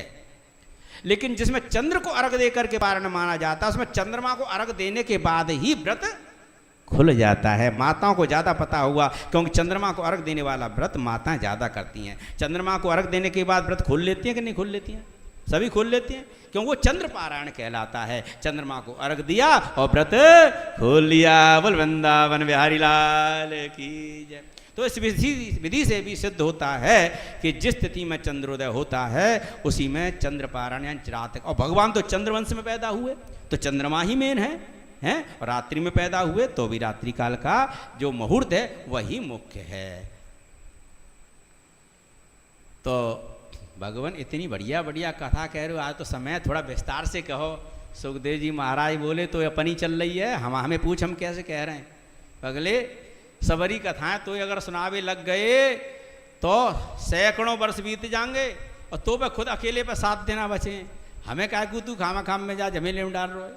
तो सुखदेव जी महाराज कहने लगे श्रूयताम मनवो वंश। अब मनु महाराज के वंश की कथा सुनो। वैवस्वत मनु उनके वंश की कथा। श्रूयताम मनवो वंश प्राचुर्येण परम तप। हे परम तप, हमें पता तू तो तस्वीर सुनते सुनते नहीं थक रहा, लेकिन उसके प्राचुर्य वो थोड़े से रूप में संक्षिप्त में समझ ले। क्यों भगवान संक्षिप्त में, क्यों विस्तार से क्यों नहीं? कि अगर मैं विस्तार से पहली बात तो कह नहीं सकता और कहने भी लग जाऊं, पहली बात तो अपनी असमर्थता जाहिर की भगवान ने। सुखदेव जी ने कहा कि न शक्यते विस्तार, तो पहली बात तो मैं उसको कह ही नहीं सकता विस्तार से। और अगर किसी तरह मैं कहने भी बैठ जाऊं और कहना प्रारंभ भी कर दूं तो वक्तुम वर्ष शतैरपि, तो सैकड़ों वर्षों बीत जाएंगे तब भी समाप्त नहीं होगी। अर्थात मुझे सैकड़ों वर्ष लग जाएं तब भी मनु के पूरे वंश को मैं नहीं कह सकता। इसीलिए राजन पर जितना जान ले, सबसे पहले भगवान नारायण हुए और भगवान नारायण के नाभि से एक कमल उत्पन्न हुआ और उस पर भगवान चतुरानंद ब्रह्मा जी प्रकट हुए और ब्रह्मा जी के ही मरीचि हुए और मरीचि के कश्यप ऋषि हुए। कश्यप की दो पत्नियां हैं, एक दिति और एक अदिति। अदिति के विवस्वान हुए, विवस्वान का विवाह संज्ञा से हुआ और विवस्वान की संज्ञा नाम की पत्नी से श्राद्ध देव नाम के मनु हुए और श्राद्ध देव का विवाह श्रद्धा से हुआ। और श्राद्ध देव महाराज ने अपनी पत्नी श्रद्धा के साथ गुरु वशिष्ठ जी के पास गए और कहा कि हमें एक पुत्र की प्राप्ति हो जाए। पुत्र प्राप्ति के लिए यज्ञ कराया और रात्रि में वहीं विश्राम किया। इधर यज्ञ चल रहा था, पत्नी चुपचाप उठी और यज्ञाचार्य जो होता थे उनसे जाके बोली, देखो मेरो आदमी तो बेटा चाहवे पर मेरी इच्छा ये है कि मेरे घर में कोई बेटी है जावे। राधे राधे राधे। अब होता ने कहा कि ये तो संकल्प बेटे के लिए हो चुका है। अरे तुम तो सब कुछ कर सकते हो, बेटी होनी चाहिए। सो उसने बेटी के होने की आहुति दे दी और हुआ यही कि जब 9 महीने बाद श्राद्ध मनु के यहाँ एक बेटी है गई। गुरु वशिष्ठ के पास गए श्राद्ध दे मनु, उन्होंने कहा महाराज ये क्या हुआ? मैंने आपका संकल्प तो झूठा नहीं हो सकता है। तो भगवान वशिष्ठ जी ने तपबल से देखा कि होता कि क्रम भेद से ऐसा हो गया है, बेटी की जगह बेटी हो गई। वो पहले हो जाता था बेटी की जगह बेटा, बेटी की ऐसे ऐसे विद्वान थे। तो उन्होंने अपनी होता की गलती स्वीकार करी। अब पर जैसी भी है इसे आप स्वीकार करें। महाराज एक दिन जो है गुरु वशिष्ठ के पास बैठे हैं। गुरु वशिष्ठ ने कहा कि हे राजन, इस वंश को आगे बढ़ाने के लिए पुत्र भी चाहिए। तुम कोई यज्ञ करो, तप करो जिससे ये यज्ञ आगे बढ़ सके।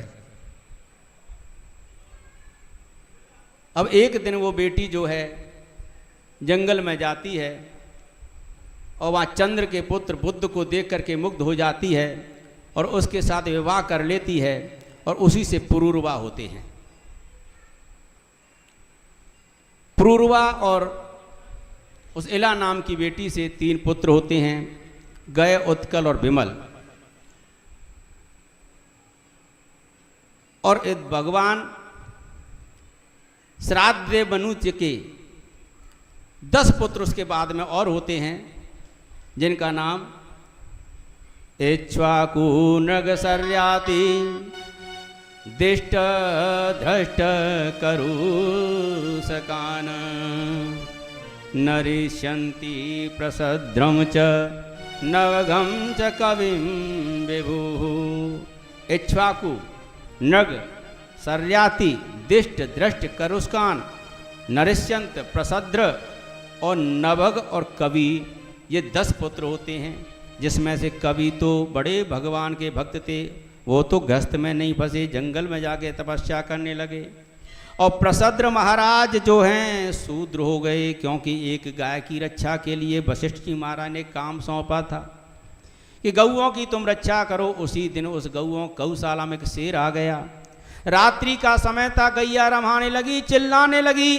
किसी दुर्घटना की आशंका को लेकर रात के अंधेरे में तलवार चला दी कि शेर को मारने के लिए, लेकिन शेर का तो मात्र एक कान कटा, पर गैया की गर्दन कट गई। सुबह उठकर के पश्चाताप हुआ, गुरु वशिष्ठ को पता चला तो शूद्र होने का श्राप दे दिया। और जो सर्याती थे उनके 3 पुत्र हुए, उत्तान वही अनर्थ भूषण। एक सुकन्या नाम की उनकी बेटी थी।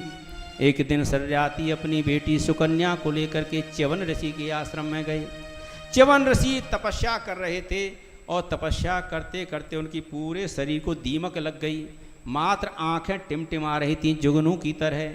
बिटिया खेलते खेलते उसी महात्मा की बाबी के पास पहुंच जाती है और जुगनू से चमकते हुए आँखों को जब देखती है तो कौतुक बस, बाल स्वभाव बस तिनका उसके आँखों में कर देती है। उसकी आँख जो हैं फूट जाती है, उनसे रक्त धारा बहने लगती है। और जब सर्याती को ये पता चलता है तो अतिशय दुखी होते हैं कि बेटी तुमने क्या किया। एक महात्मा के पास आँखें बची थी और तुमने उन्हें भी छीन लिया। बेचारे अब कैसे जंगल में रहेंगे। लेकिन अपने पश्चाताप के लिए, अपने अपराध को क्षमा याचना के लिए अपनी बेटी सुकन्या का ब्याह च्यवन ऋषि के साथ कर देते हैं। च्यवन ऋषि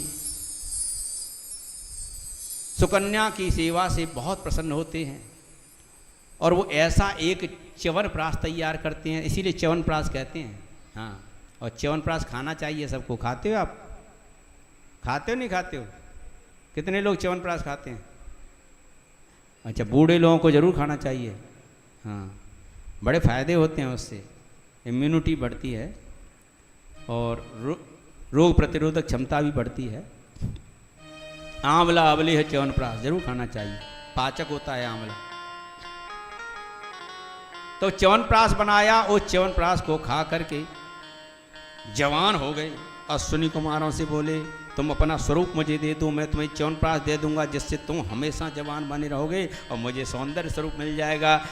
व्यापार है, अदला बदला हो गया। च्यवनप्राश अश्विनी कुमारों को दिया, अश्विनी कुमारों ने अपना स्वरूप दे दिया। एक दिन सर्याती महाराज इसी जंगल में अपनी बेटी का हालचाल लेने के लिए आए। एक जवान सुंदर पुरुष के साथ बेटी को रमण करते देखा, विहार करते देखा। मन में बड़ा क्रोध आया, अरे ये उल्टा है, ये इसने मेरी नाक कटा दी, मेरा कुल का नाम बदनाम कर दिया। मैं च्यवन ऋषि की सेवा में सौंप करके गया था और यहाँ ये किसी राजकुमार के साथ जो है विहार कर रही है। भला बुरा कहने लगे। तभी सर्याती ने के मुख से कटुवचन सुन करके बिटिया कहने लगी, पिताजी आप जिस दामाद के लिए देखे गए थे मैं उन्हीं के पास हूँ, ये आपके वही दामाद भगवान च्यवन ऋषि हैं। च्यवन ऋषि ने पूरी कहानी सुनाई और संतों की ऐसी महिमा देख करके सर्याती महाराज बड़े प्रसन्न हुए। सर्याती महाराज के आगे जो आनर्त हुए और आनर्त के रैवत महाराज हुए और रैवत के 100 पुत्र हुए, जिसमें बड़े पुत्र का नाम ककुदमी था और ककुदमी की बेटी रेवती हुई। अब रेवती का ब्याह करने के लिए ककुदमी जो है ब्रह्मलोक में गए, कोई बढ़िया दूल्हा मिल जाए। लेकिन वहां ब्रह्मोत्सव चल रहा था। ब्रह्मोत्सव में समय ज्यादा हो गया, तब तक यहाँ पर 28 युग बीत गए। वहां ब्रह्मोत्सव खत्म हुआ। ब्रह्मा जी ने पूछा ककुदमी कैसे आए कि बेटी का ब्याह करना है रेवती का। अरे तो किसी पुरुष से जाके करो, वही तो पूछने आया, कोई बढ़िया दूल्हा बता दो। तो पृथ्वी पे तो अब तक 28 युग बीत गए, अब तो कोई इसके बराबर का दूल्हा नहीं है, द्वापर चल रहा है। जाओ बलराम जी से पूछ लो, प्रस्ताव स्वीकार कर लें तो ब्याह कर दो। ककुदमी आए, दाऊ दादा को सारी बातें बताई। ब्रह्मा जी की बात सुन करके, ये संस्कार है, हमारे बुजुर्गों ने कह दिया, हमारे पिताजी ने देख लिया, बड़े बूढ़ों ने कह दिया, तो उसके साथ ब्याह कर लिया। क्योंकि हमसे ज़्यादा हमारे बड़े बूढ़े समझदार होते हैं। और हम क्या कहते हैं, अरे तुम क्या जानो आजकल के बालकों की इच्छा। अरे मूर्ख, जिस उम्र को तू जी रहा है उस उम्र को वो जी करके छोड़ चुका है। माँ बाप को बालक की हर उम्र का पता है, जब उसको पैदा हुआ है हर क्षण हर पल उसको पलता बड़ा होता हुआ देखा है। उनको उम्र का ज़्यादा तजुर्बा है और वो उनको मूर्ख कह देता है, उनके अनुभव को शून्य बना देता है। लेकिन दाऊ दादा ने, ब्रह्मा जी ने ऐसा आदेश दिया, ऐसा समझ करके, और रेवती मैया के साथ विवाह कर लिया। और जो नाभाग थे उनके महाराज अम्बरीश हुए। अम्बरीश एकादशी का व्रत करते थे। अब एकादशी का पारण तो सूर्यास्त से पहले हो जाता है, इसलिए तिथि अनुसार पारण होता है उनका। वो उसमें उदया तिथि चलती है एकादशी की तिथि में। देखो भागवत ज्योतिष शास्त्र भी सिखाती है। बोलो राधे राधे राधे। सारे ग्रंथ इसके अंदर हैं। तभी तो कहते हैं कि अन्य ग्रहों का आश्रय मत लो, एकमात्र इसका आश्रय ले लो। सूत जी महाराज ने पहले ही कहा था कि सब धर्मों को, सब ग्रंथों को त्याग करके जो एकमात्र भगवत की शरणागति लेता है उसे फिर अन्य कहीं जाने की जरूरत नहीं पड़ती। समस्त शास्त्रों का मूल है ये भागवत महापुराण। अम्बरीश एकादशी का व्रत किया। दूसरे दिन द्वादशी तिथि कुछ देर की थी और एकादशी का पारायण द्वादशी में करना पड़ता है, नहीं तो फिर प्रदोष शुरू हो जाता है। प्रदोष से पहले पारायण शुरू हो जाना चाहिए। तो द्वादशी क्षणिक थी, उसी समय दुर्वासा ऋषि आ गए। राधे राधे राधे। अरे महाराज आपको पढ़ा दे रे, जो व्यक्ति द्वादशी को ब्राह्मण को भोजन करा करके एकादशी का व्रत खोलता है उसका फल जो है 100 गुना ज्यादा बढ़ जाता है। मेरे तो भाग हो गए कि आप महात्मा पधारे, आइए भोजन करिए। अरे हम लोग है बिना नहाए धोए समय बनाए भोजन नहीं करते, भी संध्या काल करेंगे ऐसा है। तुम भोजन की व्यवस्था करो। जब तक नहा धो करके आते हैं। गंगा जी में स्नान करने गए दुर्वासा ऋषि, तो चेले चपाटी बहुत सारे थे। एक एक चेला एक एक हाथ लगाए तो घंटों स्नान करने में लगे। मल मल के गुरु जी को स्नान कराएं। गुरु जी को आने में देर हो रही थी और इधर द्वादशी खत्म हो रही थी। अम्बरीश घबराए। अम्बरीश ने आचार्य से पूछा क्या उपाय करूं। आचार्य ने कहा देखो अन्न तो खा नहीं सकते क्योंकि ब्राह्मण को न्योता दे रखा है, ब्राह्मण को खिलाने से पहले कैसे खाओगे। ऐसा करो जल पारायण कर लो, अन्न पारायण नहीं जल पारायण कर लो। कि जल पारायण नहीं, मैं तो पानी भी नहीं पी सकता। अरे पेट भर के नहीं, इतना पानी पियो कंठ तक जाए। दोष तब होता है जब कंठ से नीचे उतर जाए। भगवान शंकर को जहर पीने का दोष क्यों नहीं लगा, क्योंकि कंठ से नीचे ही नहीं उतरने दिया। आप अगर किसी चीज को कंठ तक रखने में समर्थ हो तो कुछ भी खाओ पियो वो दोष नहीं लगेगा। अगर कंठ से नीचे चली गई तो वो बेकार पैदा कर देगी। तो जितना कंठ तक आ सके, तो चुल्लू में जितना जल आ जाए उसे पी लो, वो कंठ तक हो जाएगा। तो चुल्लू में जल लेकर के जो ही पारायण करने वाले थे और होठों तक आया जल, तैसे ही दुर्वासा ऋषि टपक पड़े। अरे मूर्ख ये क्या कर रहा है, ब्राह्मणों को न्योता दे करके खुद पहले खा पी रहा है। दुर्वासा ने सोच रहा खाना खा लिया है, भोजन कर चुका है, पानी पी रहा है, और क्रोधित हो गई। ब्राह्मणों का तूने महात्मा का अपमान किया है, और अपने जटा से एक कृत्या को उत्पन्न कर दिया। अब कृत्या जो है अम्बरीश को मारने के लिए दौड़ी। भगवान का भक्त है अम्बरीश। अब अम्बरीश को तो बुरा लगा नहीं कि कृत्या मुझे मारने आ रही है, लेकिन निर्दोष अम्बरीश की ओर कृत्या को बढ़ता हुआ देख करके मेरे ठाकुर से रहा नहीं गया। और ठाकुर से भी रहा जाता वो कुछ नहीं कहते, लेकिन उनके जो आयुध है ना उनसे सहन नहीं हुआ कि निर्दोष बेचारा बेसहारा और वास्तव में जब किसी निरपराध निर्दोष के ऊपर कोई अत्याचार होता है ना, तो भगवान के गण कांप उठती हैं, भगवान के आयुध भगवान का साथ छोड़ देते हैं। प्रभु ये आप क्या कर रहे हो? ऐसे भगवान के पास हमें नहीं रहना, जो ऐसे निरपराध निर्दोष व्यक्ति को जो है दोष दिला रहे, कष्ट दे रहे हैं, उनके आयुध उनका साथ छोड़ देते हैं। इसीलिए भगवान सदैव सतर्क रहते हैं, कभी निर्दोष निरपराध के ऊपर अत्याचार नहीं होते हैं। और इसीलिए स्वयं अपनी इच्छा से बेप्रधेन सुर संतहित लीन मन जी अवतार, स्वयं ही अपनी इच्छा से अवतार ग्रहण करते हैं। आज भगवान के आयुध ने साथ छोड़ दिया और चक्र सुदर्शन प्रकट हो गया। बोल चक्र सुदर्शन महाराज की। और उसने कृत्या को घुमा घुमा के गोविंदाय नमो नमः। अब कृत्या को मारने के बाद सुदर्शन जी महाराज दुर्वासा ऋषि के पीछे पड़ गए। दुर्वासा ऋषि भागे भागे ब्रह्मा जी के पास पहुंचे। ब्रह्मा जी ने कहा दुर्वासी यहाँ से भागो भाई, यहाँ से निकलो निकलो। अरे मैं आपका बालक हूँ, आप क्या कर रहे हो? मुझे संरक्षण दो संरक्षण दो। और वृंदावन बिहारी लाल की जय। बोल सिद्धेश्वर धाम की जय। बाबा बालकनाथ जी महाराज की जय। भैया जय हो। आज अम्बरीश की कथा में देखो शॉल मिली है चकाचक, जाए ओढ़ के सोमेंगे। मोती की मालू मिली है। हाँ, ब्राह्मणों को तो जो मिल जाए भैया गुण गाना चाहिए, है ना। और देखो गुण गाते रहेंगे तो और मिल तो रहेगा, हम का बात है। हाँ भाई, अभी अभी सीखा है वामन भगवान से, इसी से लेना हो तो तारीफ को ज़्यादा कर दो। बोलो राधे राधे राधे। और भैया ये तो वैसे देवता हैं, धाम भी सिद्धेश्वर धाम। और देखो दाता भी बिल्कुल सुरेंद्र देवराज इंद्र हैं। क्या बात है भाई, ये तो सब देव कृपा से होता है।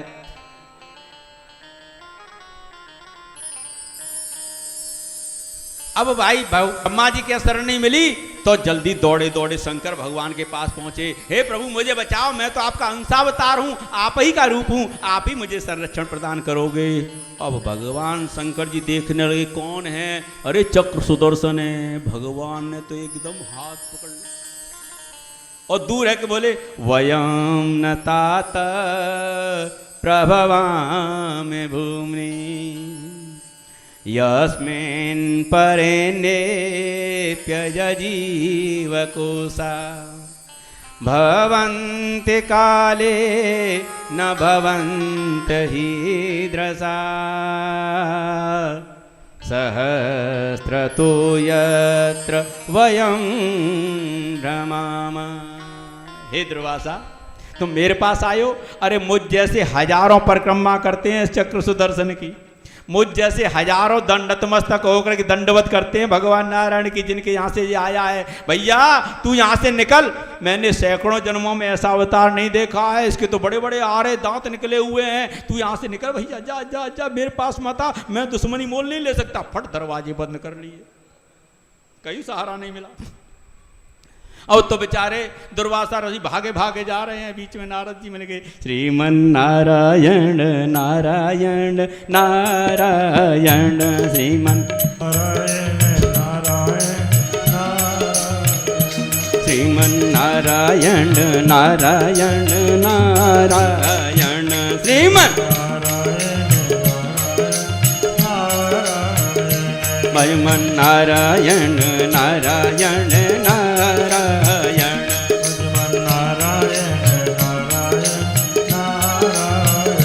लक्ष्मी नारायण नारायण नारायण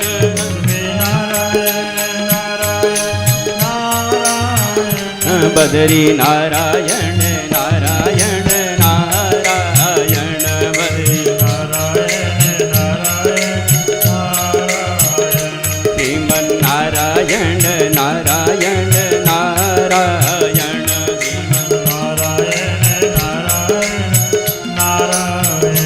श्रीमन नारायण नारायण नारायण। हाथ उठा के ताली बजा के भजमन नारायण नारायण नारायण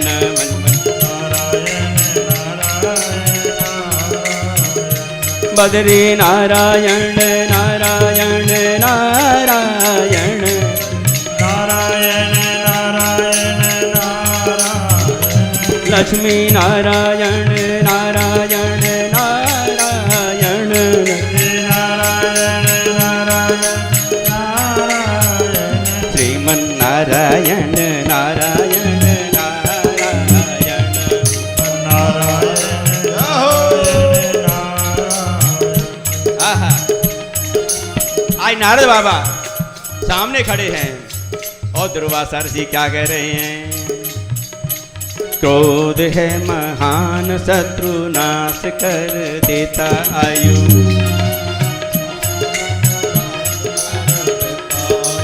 क्रोध है महान शत्रु नष्ट कर देता आयु।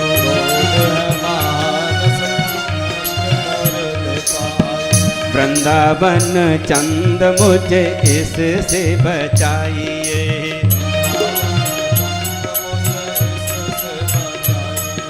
पावन पिता प्रभु करुणा निधान आप।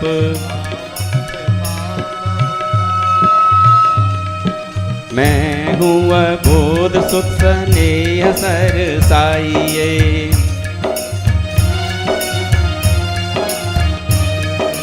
आपके सहारे बिना पार नहीं होंगे नाथ।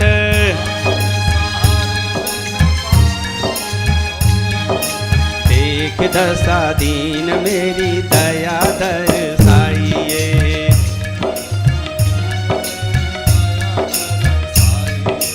मोह मद दंभ द्वेष ईर्षा निकाल कर।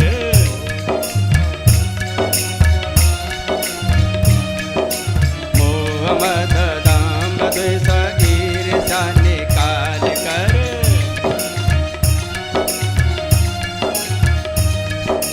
प्यारी ब्रज राजवास योर में बनाइए।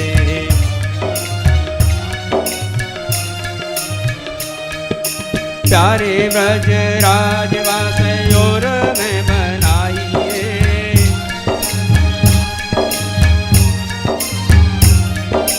प्यारे ब्रज राजवास योर में बनाइए। ये राधे राधे गोविंद गोविंद राधे।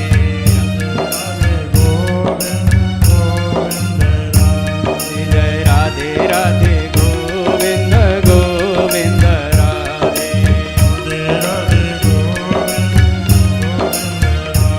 बोल गोविंद नारायण भगवान की। नारद जी ने पूछा बात क्या है, कैसे घबरा रहे हो? अरे देख नहीं रहे ये पीछे पड़ा है मेरे। कौन पीछे पड़ा है? ये सुदर्शन। हाँ वो तो मुझे दिख रहा है, लेकिन ये पीछे क्यों पड़ा है? अरे पीछे पड़ा है तो सीधी सी बात है, मारने के लिए पड़ा होगा, कोई पूजन करने के लिए तो नहीं पड़ा। नारद बाबा कहने लगे अगर इसे मारना होता तो एक बात समझो, तुम अब तक भाग पाते क्या? मतलब अरे क्या सुदर्शन से ज़्यादा तेज गति है तुम्हारी? मारना होता तो वही मार देता, ये तो तुम्हें भगा रहा है। तो दुर्वासा ऋषि कहने लगे भागा क्यों रहा है? कि तुम्हें कुछ सबक मिल जाए। तो मैं क्या करूं कि वहीं जाओ जिसने इसको प्रकट किया है। अम्बरीश के पास पहुंचे। अम्बरीश ने प्रार्थना करी, त्वम निर्भगवान सूर्यस्त्वं सोमो ज्योतिषां पतिः त्वमापस्त्वं चित्रव्योमं वायुर्मात्रेन्द्रियाणि च सुदर्शनं नमस्तुभ्यं सहस्रयाराच्युतप्रिय सर्वास्त्रघातिन विप्राय स्वस्थभूयायडस्पते। हे सुदर्शन जी महाराज, आपके जो पहने पहने तीखे तीखे आरे जो दांत निकले हुए हैं, ये सभी जो हैं सूर्य चंद्रमा तारे नक्षत्र इत्यादि के रूप में मुझे प्रतीत हो रहे हैं। कृपा करके अगर आप मेरी वजह से प्रकट हुए हो तो संत भगवान पर कृपा करो और अपने क्रोध को शांत करो। भगवान ने कहा अहम भक्तोपराधीन हय्य स्वतंत्र तव ध्वज साधु विग्रस्त हृदयो भक्त भक्त जनप्रिय। हे दुर्वासा ऋषि, तुम मेरे भक्त के भाव को नहीं समझ पाए। मैं सदैव भक्त के अधीन रहता हूँ। मेरा भक्त जैसा कहता है उसके अनुरूप मैं रूप धारण कर लेता हूँ।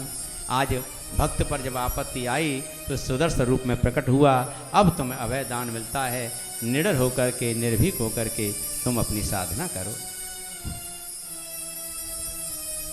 हे राजन परीक्षित, इसी वंश में मनु जी महाराज की छींक से इक्ष्वाकु का अवतार हुआ और इक्ष्वाकु के 100 पुत्र हुए, जिसमें बेकुक्षी, निमिक और दंडक आदि उनके नाम थे। बेकुक्षी सबसे बड़े पुत्र थे। इसी कुल में आगे चल के अनेनवा और यौवनाश्व हुए। यौवनाश्व के 100 पत्नियां थीं, लेकिन किसी के कोई संतान नहीं थी। एक दिन गुरुजी के यहाँ पर अपनी 100 पत्नियों के साथ यज्ञ करने के लिए गए पुत्रेष्टि के। हे गुरुजी महाराज, कोई ऐसा यज्ञ कराओ जिससे मेरे यहाँ पुत्र हो जाए। गुरुजी ने यज्ञ कराया और यज्ञ कराने के बाद एक पानी पड़ करके, जल पड़ करके एक मटके में भर करके रख दिया कि सुबह सभी रानियों को पिला देंगे और उस पानी को पीने के बाद सभी गर्भवती हो जाएंगी और उनके यहाँ पुत्र हो जाएगा। रात्रि में सभी रानियों ने, यौवनाश्व ने वहीं पर विश्राम किया। लेकिन उस समय आज के जैसे तो ये लाइटें नहीं होती थी, रात में अंधेरा होता था। यौवनाश्व की नींद खुली, उसे प्यास बहुत लगी। वो पानी की तलाश में इधर उधर दौड़ने लगा तो वही मटका जो पत्नियों को पिलाने के लिए रखा था वो उनके हाथ लग गया और प्यास ज़्यादा लगी थी तो इसीलिए विचार कर नहीं पाए और पूरा का पूरा पानी यौवनाश्व पी गए। बोलो राधे राधे राधे। अब देखो आजकल जो विधियां चल रही हैं, IVF और कौन कौन सी विधियां हैं, टेस्ट ट्यूब बेबी से बालक पैदा होते हैं। तो आज IVF का नहीं, उस समय जल से जल पान करके, और देखो ये तो विधि से माताओं के गर्भ में बालक पैदा करते हैं। ऋषि मुनियों के पास ऐसी औषधियाँ थी, ऐसा इलाज था। उस समय की विधि देखो कितनी गजब थी कि वो पानी पी लिया यौवनाश्व ने और सुबह जब पता चला पानी कहाँ गया, गुरुजी ने तलाशा तो यौवनाश्व ने बताया, गुरुजी वो पानी तो मैंने पी लिया। अरे ये क्या हुआ, वो तो तुम्हारी पत्नियों को पिलाने के लिए रखा था। तो अब तो कुछ नहीं, तुम्हारे पेट में बालक हो जाएगा। और भैया यौवनाश्व के पेट में बालक हो गया। बोलो राधे राधे राधे। अब पेट में बालक तो हो गया, लेकिन कुक्षित हो रही है, प्रसव कहाँ से होगा? तो भैया पेट चीर करके उस बालक को निकाला गया। अब बालक पैदा हो गया, पीने के लिए माँ का दूध चाहिए। अब यौवनाश्व के पास दूध कहाँ से आए? तो बच्चा रोने लगा तो उसके इतनी तेज रोया कि कोई से दूध पिलाने लायक नहीं था। माँ के किसी के दूध उतरा नहीं, क्योंकि माँ के बालक हुआ नहीं। माता के बेटा के पैदा होते दूध उसके साथ आता है। तो फिर इंद्र ने देखा कि ऐसा अद्भुत बालक संत के प्रसाद से पैदा हुआ है, तो वहाँ उसने कमधाश्चंदी कुमारोयम, हे बालक तू किसका दूध पिएगा, तेरी कौन धा बनेगा? सत्यम स्तन्यम रोरुयते व्रसम, और किसका दूध पान किया, किसका स्तन पान करेगा? तभी इंद्र ने कहा माम धाता वत्समा, ये इसकी मैं धात बनूंगा, मैं इसकी धात्री बनूंगा और ये मेरा दूध पिएगा। इतना कह करके रोदित इंद्रो देशनी मदात, अपनी कन्नी उंगली उस बालक के मुंह में दी और उस कन्नी उंगली से दूध चूस करके वह बालक बड़ा हुआ। और यही बालक बड़ा चल करके मानधाता के नाम से प्रसिद्ध हुआ। और मानधाता के 3 पुत्र हुए, अम्बरीश, मुचकुंद और पुरकुत्स, और 50 बिटिया हुई, 50 कन्याएं। एक दिन सौभरी महाराज सरोवर में स्नान करने गए और सरोवर में स्नान करते समय उन्होंने एक मछली के जोड़े को विहार करते हुए देखा। देखो मछली के जोड़े को विहार करते देखकर महात्मा का मन करके आया कि मैं भी ब्याह करूंगा। सोचो, ये आंख नेत्र जैसा देखते हैं वैसा संस्कार हो जाता है। एक महात्मा का मछली के जोड़े को विहार करते देख करके मन बदल गया, और आज हम अपने बालकों के हाथ में जो मोबाइल दिखा दे देते हैं, किस तरह का साहित्य देखते हैं, किस तरह के उसमें सोशल मीडिया देखते हैं, उनकी विचारधारा कैसे दूषित न होंगी। इसीलिए बच्चों के लालन पालन में विशेष सावधानी रखें, किसी ऐसी दृश्य से उनका सामना न हो जिससे उनके विचारों में, आचरण में दूषण पैदा हो जाए। महात्मा आए, महानाता से बोले महाराज हमें ब्याह करना है, तो बोल ठीक है अच्छी बात है कर लो, लेकिन बिटिया तो आप ही दोगे, अपनी कोई एक बेटी दे दो। मानधाता ने कहा कि टेढ़े कुंवरे महात्मा, मेरी कौन सी बेटी तुझको पसंद करेगी, और मैं बेटी के बिना अच्छा से ब्याह नहीं कर सकता। ऐसा है कोई बेटी मेरी पसंद कर ले तो तू ब्याह कर ले। सौबरी समझ गए, राजा ने चाल चल दी, कोई बेटी पसंद नहीं करेगी। तुरंत अश्विनी कुमारों के पास गए, उन्हें चिर यौवन का वरदान दिया और उनसे उनका स्वरूप ले लिया। ऐसा सुंदर स्वरूप कर धारण करके मानधाता के महल में गए कि 50 कन्याओं का मन मोह लिया, और एक साथ सबने माला डाली और 50 कन्याओं को लेकर महात्मा चल दिया। बोल राधे राधे राधे। मानधाता ने कहा ये क्या कर रही हो, मेरी बेटियों को कहाँ ले जा रहे हो? आपने तो कहा था जो पसंद कर ले ब्याह कर लो, इन सब ने मुझे पसंद कर लिया है, मैंने सबके साथ ब्याह करके निकल रहा हूँ। महाराज इसी कुल में आगे चल के सत्यव्रत हुए, सत्यव्रत के हरिश्चंद्र हुए, हरिश्चंद्र के रोहित हुए, और रोहित के गए कुल में आगे चल के महाराज सगर हुए, और सगर की 2 पत्नियां हुई, जिस एक से 60,000 पुत्र हुए और दूसरी पत्नी से असमंजस, अंशुमान और दिलीप हुए। केसनी नाम की जो पत्नी थी उससे असमंजस हुए। सगर के जो 60,000 पुत्र हैं वो कपिल मुनि की दृष्टि से जलकर भस्म हुए, तो दूसरी पत्नी जो केसनी थी उसके पुत्र असमंजस जो हैं उन्होंने तपस्या करके गंगा जी को लाने के लिए प्रयास किया, लेकिन गंगा जी को लाने में असमर्थ हुए। तो उन अंशुमान ने प्रयास किया, अंशुमान भी असमर्थ रहे। दिलीप ने प्रयास किया, भागीरथ ने प्रयास किया, और गंगा जी आना चाह रही थी। गंगा जी ने कहा मैं आते सीधे रसातल में चली जाऊंगी, इसीलिए नहीं आना चाहती, और फिर मैं आ गई तो मैं मैली हो जाऊंगी, तो उसे कौन साफ करेगा। इसीलिए भगीरथ तुम तपस्या जिद छोड़ो और आराम से अपने घर में निवास करो। तुम्हारे पिता पूर्वज भी बहुत प्रयास करके चले गए। किम चाहम न भुवम यासे नरा मैया मृजंत्यगम मृजामी तदग्नम कुत्र राजंस्तत्र विचिन्त्यताम। अगर मुझे लाना ही चाहते हो तो विचार करो, जब मैं आ जाऊंगी और पापी लोग मुझ में अपने पाप धोके डालेंगे तो मैं मैली हो जाऊंगी, फिर मैं कैसे शुद्ध होंगी। भगीरथ जी ने जाकर के भगवान शंकर की प्रार्थना करी। भगवान शंकर ने कहा जाकर कहो गंगा जी से हम अपने शीश पर धारण करेंगे, और जब वो मैली हो जाएंगी तो जितने भी महात्मा लोग, संत लोग और जितने भी पवित्र आत्मा लोग गंगा जी में स्नान करने जब जाएंगे तो उनके पुण्य के प्रताप से वो पुनः पवित्र हो जाएंगी। बोल भक्त वस्त्र भगवान की जय। धारयस्यति ते वेगम रुद्रत्वात्मा शरीरिणम यस्मिन्नोतमेदं प्रोतम विश्वसाटिव तंतुषु। और जाकर कहो हम अपनी जटाओं में उनको धारण करेंगे।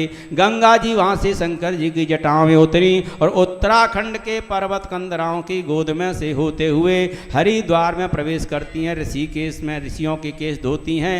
हरिद्वार से होकर सीधे दक्षिण की यात्रा प्रारंभ करती हैं। पूरे भारतवर्ष की धरती को हरा भरा बनाते हुए, अमृत के समान सींचते हुए, सबकी प्यास बुझाते हुए, पितरों को तृप्त करते हुए सागर में जाकर मिल जाती है और गंगा सागर नाम का तीर्थ बन जाता है। बोल गंगा सागर धाम की जय।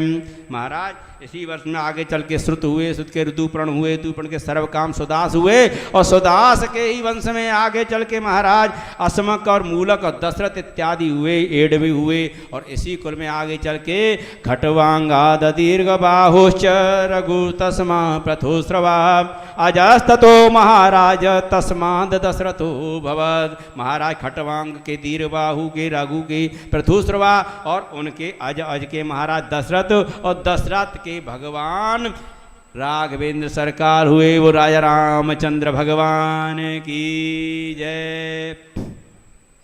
भय प्रगट कृपाला दीन दयाला कौसल्या हितकारी हरसित महतारी मुनि मनहारी अद्भुत रूप लोचन अभिरामा तन घन श्यामा निज आयुध भुज चारी भूषण बनमाला नयन विशाला शोभा सिंधुखरारी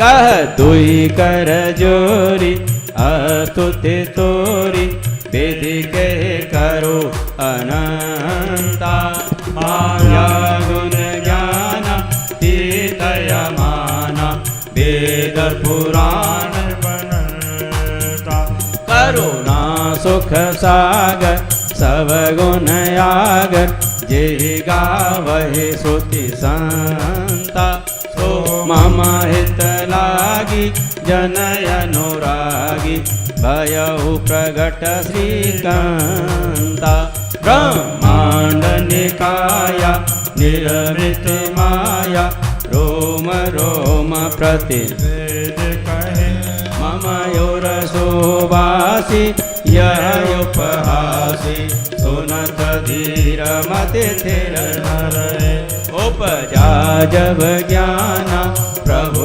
मुस्काना चरित्र बहुत विद कीन चहे कहे कथा सुहाई मात भुजाई यही प्रकार सुत प्रेम रहे माता पुण्य बोली सोमति डोली तजहु तात यह रूपा की जैस सुलीला अति प्रिय शीला यह सुख परम अनूपा सुने बचन सुजाना रोदन ठाना हुए बालक सुर भूपा यह चरित जगावै हरि पद पावै तेना पर भव को बोले राघवेंद्र सरकार की भगवान राघवेंद्र प्रकट भय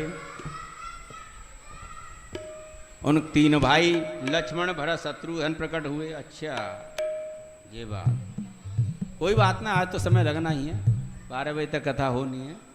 राम जी का चैत्र कहते हैं, उसके बाद चंद्रवंश करेंगे। अच्छा संक्षिप्त में कहते हैं, फिर प्रसाद की व्यवस्था है और भगवान रामलीला के बाद फिर विराम लेंगे, फिर प्रसाद पाने के बाद और आधा घंटे बाद फिर भजन संध्या इत्यादि और ब्रज के आए हुए कलाकारों की नृत्य झांकी वगैरह, और उसके बाद पुनः 11:30 बजे फिर मंचासीन होकर के भगवान कृष्ण का जन्मोत्सव करेंगे। 12 बजे ठीक भगवान के श्री विग्रह का अभिषेक होगा। ठीक 12 बजे अभिषेक होगा, वेद मंत्रों के द्वारा, ब्राह्मणों के द्वारा, विद्वानों के द्वारा विधि विधान के साथ भगवान का मंत्रोच्चारण पूजन होगा। अभी 10 मिनट की कथा हम समय आपका और लेते हैं। ऐसा करते राम कथा का सार जान लो क्या है। राम कथा का सार, हाँ तो भैया 5-10 मिनट तो दो। हाँ तो राम कथा का सार ये है महाराज। अच्छा एक बताओ, राम कथा किसने सुनी है? सबने सुनी है ना, सबको पता है। इनका मूल सार जान लो।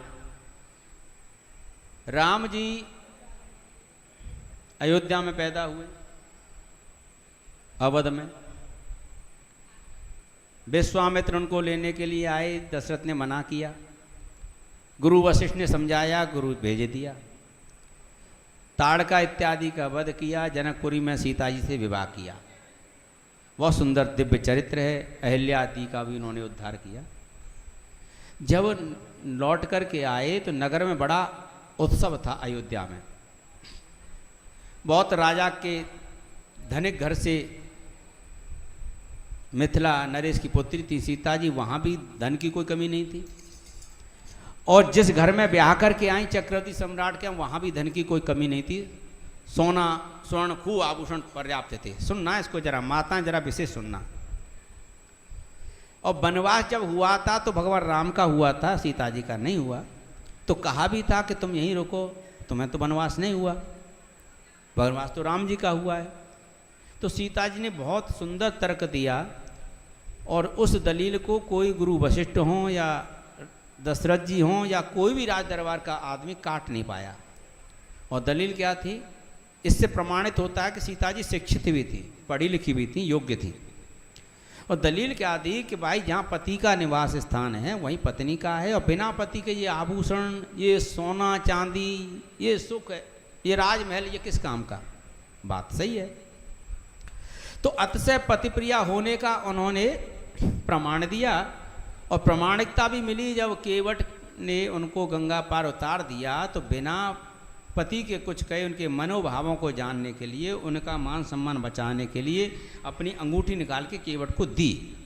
लक्षण भी प्रतीत होता है कि अतिशय पतिप्रिया थी और पतिव्रता थी। और अगर थोड़ी बहुत कमी रह गई हो पढ़ाई में, हो सकता है पिता के यहाँ कुछ डिग्री न ले पाई हो, तो बची कुछ थोड़ी बहुत डिग्री उस समय की जो टॉप यूनिवर्सिटी थी पतिव्रत धर्म सिखाने वाली, वो कौन सी थी? अनुसुईया महारानी का विश्वविद्यालय। तो अनुसुईया के आश्रम में भगवान राम ले जाते हैं और बाकी बचा कुचा ज्ञान जो है माता अनुसुईया से माँ जानकी को प्राप्त हो जाता है। अतिशय पतिव्रता धर्म का पालन करने वाली माता अनुसुईया सीता जी को भली प्रकार समझा देती हैं कि पति के साथ कैसे रहा जाता है। और राजमहल में तो तुमने जान लिया होगा, अपने माता पिता के साथ राजमहल नहीं है, लेकिन वनवास में भी पति के साथ कैसे रहा जाता है, ये अनुसुईया ने भली भांति बता दिया। अब तो ये लीला है, इसे ये आजकल के लोगों को सिखाने के लिए भगवान ने उसमें लीला की है। स्क्रिप्ट उस समय लिखी गई थी और ये घटना आजकल की प्रतीत होती है, इसे इतना समझ लो। अब सीता जी माता अनुसुईया से शिक्षित होकर के पंचवटी में जाती हैं और बहुत सुंदर दृश्य है, मनोहारी वातावरण है, कोकिलें कूक रही हैं, मयूर नृत्य कर रहे हैं, सरोवर में कमल खिल रहे हैं, निर्जन वन है, कोई व्यक्ति नहीं है और फूल बड़ी सुगंध बखेर रहे हैं। और पति के साथ एकांत में सीता जी बैठी हुई हैं और श्रृंगार रस का इतना अद्भुत वर्णन है कि भगवान राम त्रैलोक्याधिपति स्वयं अपने हाथों से माता सीता की चोटी गूंथ रहे हैं, उनमें कहीं कहीं फूल लगा रहे हैं। बताओ ऐसी पतिप्रिया स्त्री के लिए वो समय कितना अद्भुत होगा और कितना मनोरम होगा उसके लिए, जब उसका पति स्वयं उसका श्रृंगार कर रहा है, वो भी भगवान राम। तो उस समय ऐसी स्त्री को अपनी पति के अतिरिक्त कुछ दिखाई देना चाहिए? कुछ नहीं दिखाई देना चाहिए। उसका पति सर्वोपरि और माँ सीता के लिए तो राम जी सर्वोपरि है ही है। लेकिन उस समय जब पति श्रृंगार कर रहे हैं, साथ बैठे हैं और उसमें पति पत्नी के अतिरिक्त कोई नहीं है, पत्नी का ध्यान पूर्ण रूप में पति के चरणों में हो, पति का ध्यान जिस तरह अपनी पत्नी का श्रृंगार करने में है, उस समय दरवाजे पर एक सोने का मृग आ जाता है। तुरंत पत्नी का ध्यान उस ओर आकर्षित हो जाता है। किस पत्नी का? जो राजमहल में पड़ी है, सोने चांदी के महलों में पड़ी है और सोने चांदी के महलों में आई है और सोने चांदी को छोड़ करके जो आई है, वो पत्नी किधर आसक्त हो जाती है? एक सोने के मृग में। अच्छा, भगवान समझाते भी हैं देवी असली नहीं है, नकली है, तो और ज्यादा आसक्त होती हैं। अरे नकली है, फिर तो मुझे जरूर चाहिए, फिर तो जरूर चाहिए। अच्छा क्यों चाहिए? तुम नकली का क्या करोगी? अरे अपने लिए नहीं, पड़ोसियों को दिखाने के लिए, संग की सहेलियों को दिखाने के लिए। देखो तो सही मेरे संदूक में कितनी साड़ियां हैं, कितना भी भरा पड़ा हो, कभी कभी पड़ोसियों को दिखाने के लिए भी इकट्ठा कर लेती हैं। तो सीता जी ने ऐसी इच्छा जाहिर की पड़ोसियों को दिखाने के लिए। देखो हम जंगल में गए थे, वहां से नकली सोने का मृग लेकर के आए, कैसे भरोसा हुआ कि हम वन घूम करके आए हैं। तो माता जहाँ घूमने जाती है ना, तो वहां की कुछ निशानी जरूर लेके आती है। जब पति जो है बाहर कमाने जाता है, वैसे जरूरत नहीं होती उसे, लेकिन पत्नी की इच्छा पूर्ति करने के लिए ही पति बाहर जाता है। जैसे आज भगवान राम जाएंगे, जाना नहीं चाहते भगवान, समझाते हैं क्या करोगी, लेकिन पत्नी जब जिद कर जाती है पति की इच्छा पूर्ति करने के लिए, उसके सारे शौक पूरे करने के लिए, पति को मजबूरन घर के बाहर जाना पड़ता है। क्योंकि पति परमेश्वर है, पत्नी धर्म पत्नी है, और परमेश्वर जानता है कि धर्म मेरे अधीनस्थ ही संरक्षित रह सकता है, सुरक्षित रह सकता है। ऐसे पति जानता है पत्नी मेरे ही साथ रहेगी तो सुरक्षित रहेगी, लेकिन मैं चला जाऊंगा तो फिर सुरक्षित कैसे रहेगी। ये उसे चिंता होती है। तो जब चिंता होती है, पति जब बाहर जाता है नौकरी के लिए किसी के लिए, तो अपनी पत्नी को अपने परिवार के पास छोड़ के जाता है, अपने पूर्व जन्म के जो रिश्ते उनके पास छोड़ के जाता है। ब्लड रिलेशन जिनके साथ हैं, माता के पिता के साथ, भाइयों के साथ, बहनों के पास अपनी पत्नी को छोड़ के जाता है। अगर पति जब चला जाता है तो पत्नी उनके साथ सुरक्षित रहती है। लेकिन जिस पत्नी का पति जो है बाहर काम कर रहा होता है और वो घर में अपने सास ससुर के साथ रह रही होती है, तो उसका मन खिन्न हो जाता है। घर में कामी कलेश करने लगते हैं, मेरा आदमी तो कमा रहा है, वो तो कमा के लाता है, ये बूढ़ा या खाने के लिए बैठे रहते हैं, कोई काम करते नहीं है, दिन रात घर में रहते हैं। उसका दिमाग खिन्न हो जाता, परिवार वालों से बड़ी उल्टी सीधी बातें करना शुरू कर देती है। तो उस मजबूरी बस वो बेचारे वो कहते हैं बहन तू अलग हो जाए, अपने पति के साथ ही चले जा, वो परिवार से उसे अलग कर देते हैं। तो ऐसा ही कुछ स्क्रिप्ट यहाँ लिखी जा रही है। जब पति चले गए, पति जो हैं अपने परिवार यानी लक्ष्मण के पास, अपने भाई के पास पत्नी को छोड़ करके गए, भाई सुरक्षित रहेगी, यहाँ संरक्षित रहेगी। लेकिन जब लक्ष्मण के पास रही तो माता सीता का मन उद्विग्न हो गया। उन्होंने कहा कि राम जी वहाँ गए हैं, देखो कोई संकट ना आ जाए, तुम जाओ उनको बचाने के लिए। और लक्ष्मण कहते हैं मैया कुछ नहीं होगा उनको। अच्छा तुम क्यों नहीं जाना चाहते, जाओ। और थोड़ा सा ऐसे कट शब्द बोल जाती हैं, उनको सुन करके लक्ष्मण जी को जाना पड़ता है, अलग होना पड़ता परिवार से। तो जब पत्नी न पति पास में है न परिवार पास में, तो फिर कैसे सुरक्षित रहेगी। तो उस समय परिवार कुछ मर्यादा की रेखा खींच देता है। जो एक लक्ष्मण ने एक रेखा खींची, वो मर्यादा की एक रेखा होती है। और हमारे हर रिश्ते में एक मर्यादा होती है, चाहे जीजा साली का रिश्ता हो, देवर भाभी का रिश्ता हो, भाई बहन का रिश्ता हो, पिता पुत्र का रिश्ता हो, पिता पुत्री का रिश्ता हो, गुरु शिष्य का रिश्ता हो। हर रिश्ते में एक मर्यादा की रेखा है। और जब तक वो मर्यादा की रेखा बनी रहेगी, तब तक किसी रिश्ते में किसी प्रकार का कोई विकार उत्पन्न नहीं होगा। और जो वो मर्यादा की रेखा टूटती है, त्यों घटना घटती है। अब हुआ भी ये, रावण आता है, मर्यादा की रेखा लगी हुई थी, सीता जी उसे तोड़ देती हैं और रावण उन्हें ले जाता है। चलो कभी कभी मर्यादा की रेखा भी टूट जाती है। आजकल काम नहीं चलता, अकेले नौकरी करने से तो पति पत्नी दोनों नौकरी करते हैं। वहाँ अपने बॉस के सामने मत्था टेकना पड़ता है, हाथ जोड़ना पड़ता है, सैल्यूट करना पड़ता है। तो उस समय उसकी रक्षा कैसे होगी।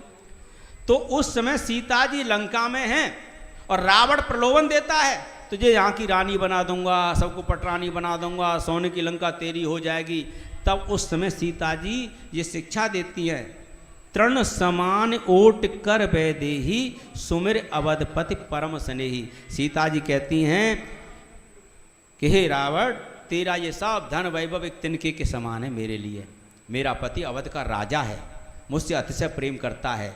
तो ये आजकल की शिक्षा देती है कि जितनी भी माताएं हैं, वो अगर सामने वाले की दौलत को, सामने वाले के वैभव को, उसके रूप सौंदर्य को अपने पति के सामने अगर तिनके की बराबर समझ लेंगी, तो उनका सतीत्व तो कभी नष्ट नहीं होगा, उनकी मर्यादा बनी रहेगी, उनका परिवार भी सुरक्षित रहेगा।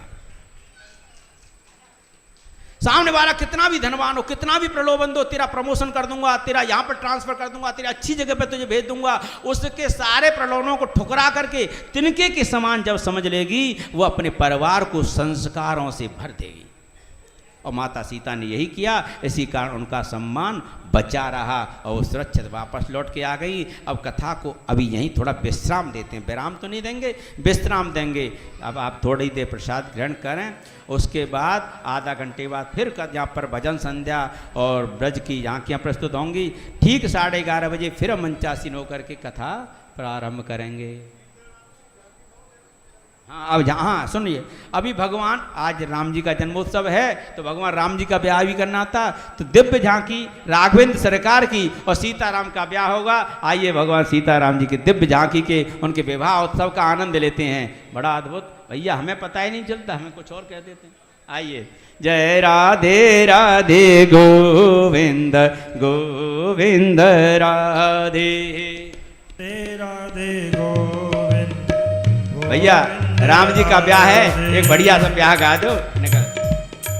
बोले राघवेंद्र सरकार की। आओ भगवान के दिव्य झांकी का आनंद लें और भगवान राम और सीता का पूजन करें, क्योंकि ये ऐसी जोड़ी है जो इस राघवेंद्र सरकार की इस मूर्ति का दर्शन करता है, आशीर्वाद लेता, उसके घर की सील मर्यादा मान सम्मान सदैव बना रहता है और संस्कार उसके घर में जन्म लेता है। बोल राघवेंद्र सरकार की जय।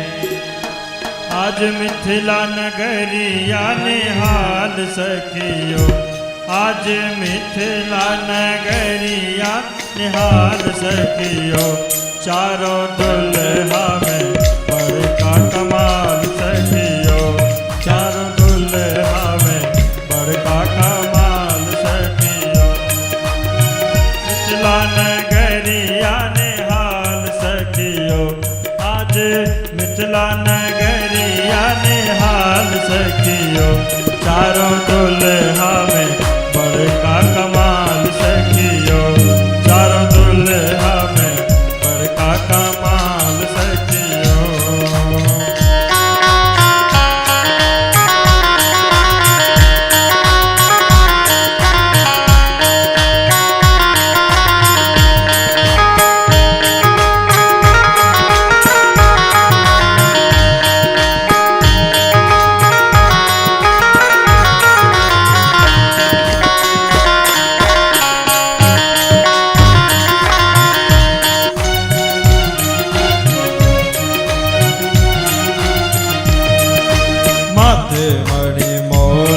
कुंडल सोहे कनवा, माथे मणि मोरया कुंडल सोहे कनवा, तारे तारे कजरारे जुलमी नयनवा, तारे तारे कजरारे जुलमी नयन।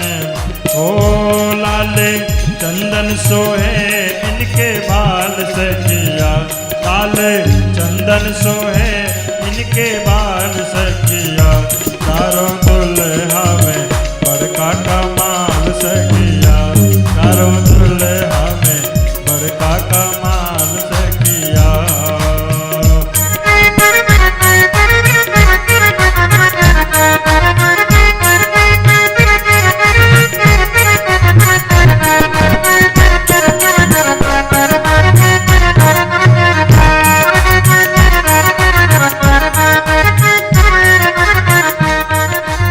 सावर सावर गोरिया गोरिया जहान है, सावर सावर गोरिया गोरिया गोरिया जहान है, अखिया ना देखे हो ना सुने हो ना कान है, अखिया ना देखे हो ना सुने हो ना कान है, जुग जुग जोड़ी जीवे वे मिसाल सखिया, जुग जुग जोड़ी जीवे वे मिसाल सखिया, चारों दुल्हा में बड़का कमाल सखिया, चारों दुल्हा में बड़का कमाल सखिया।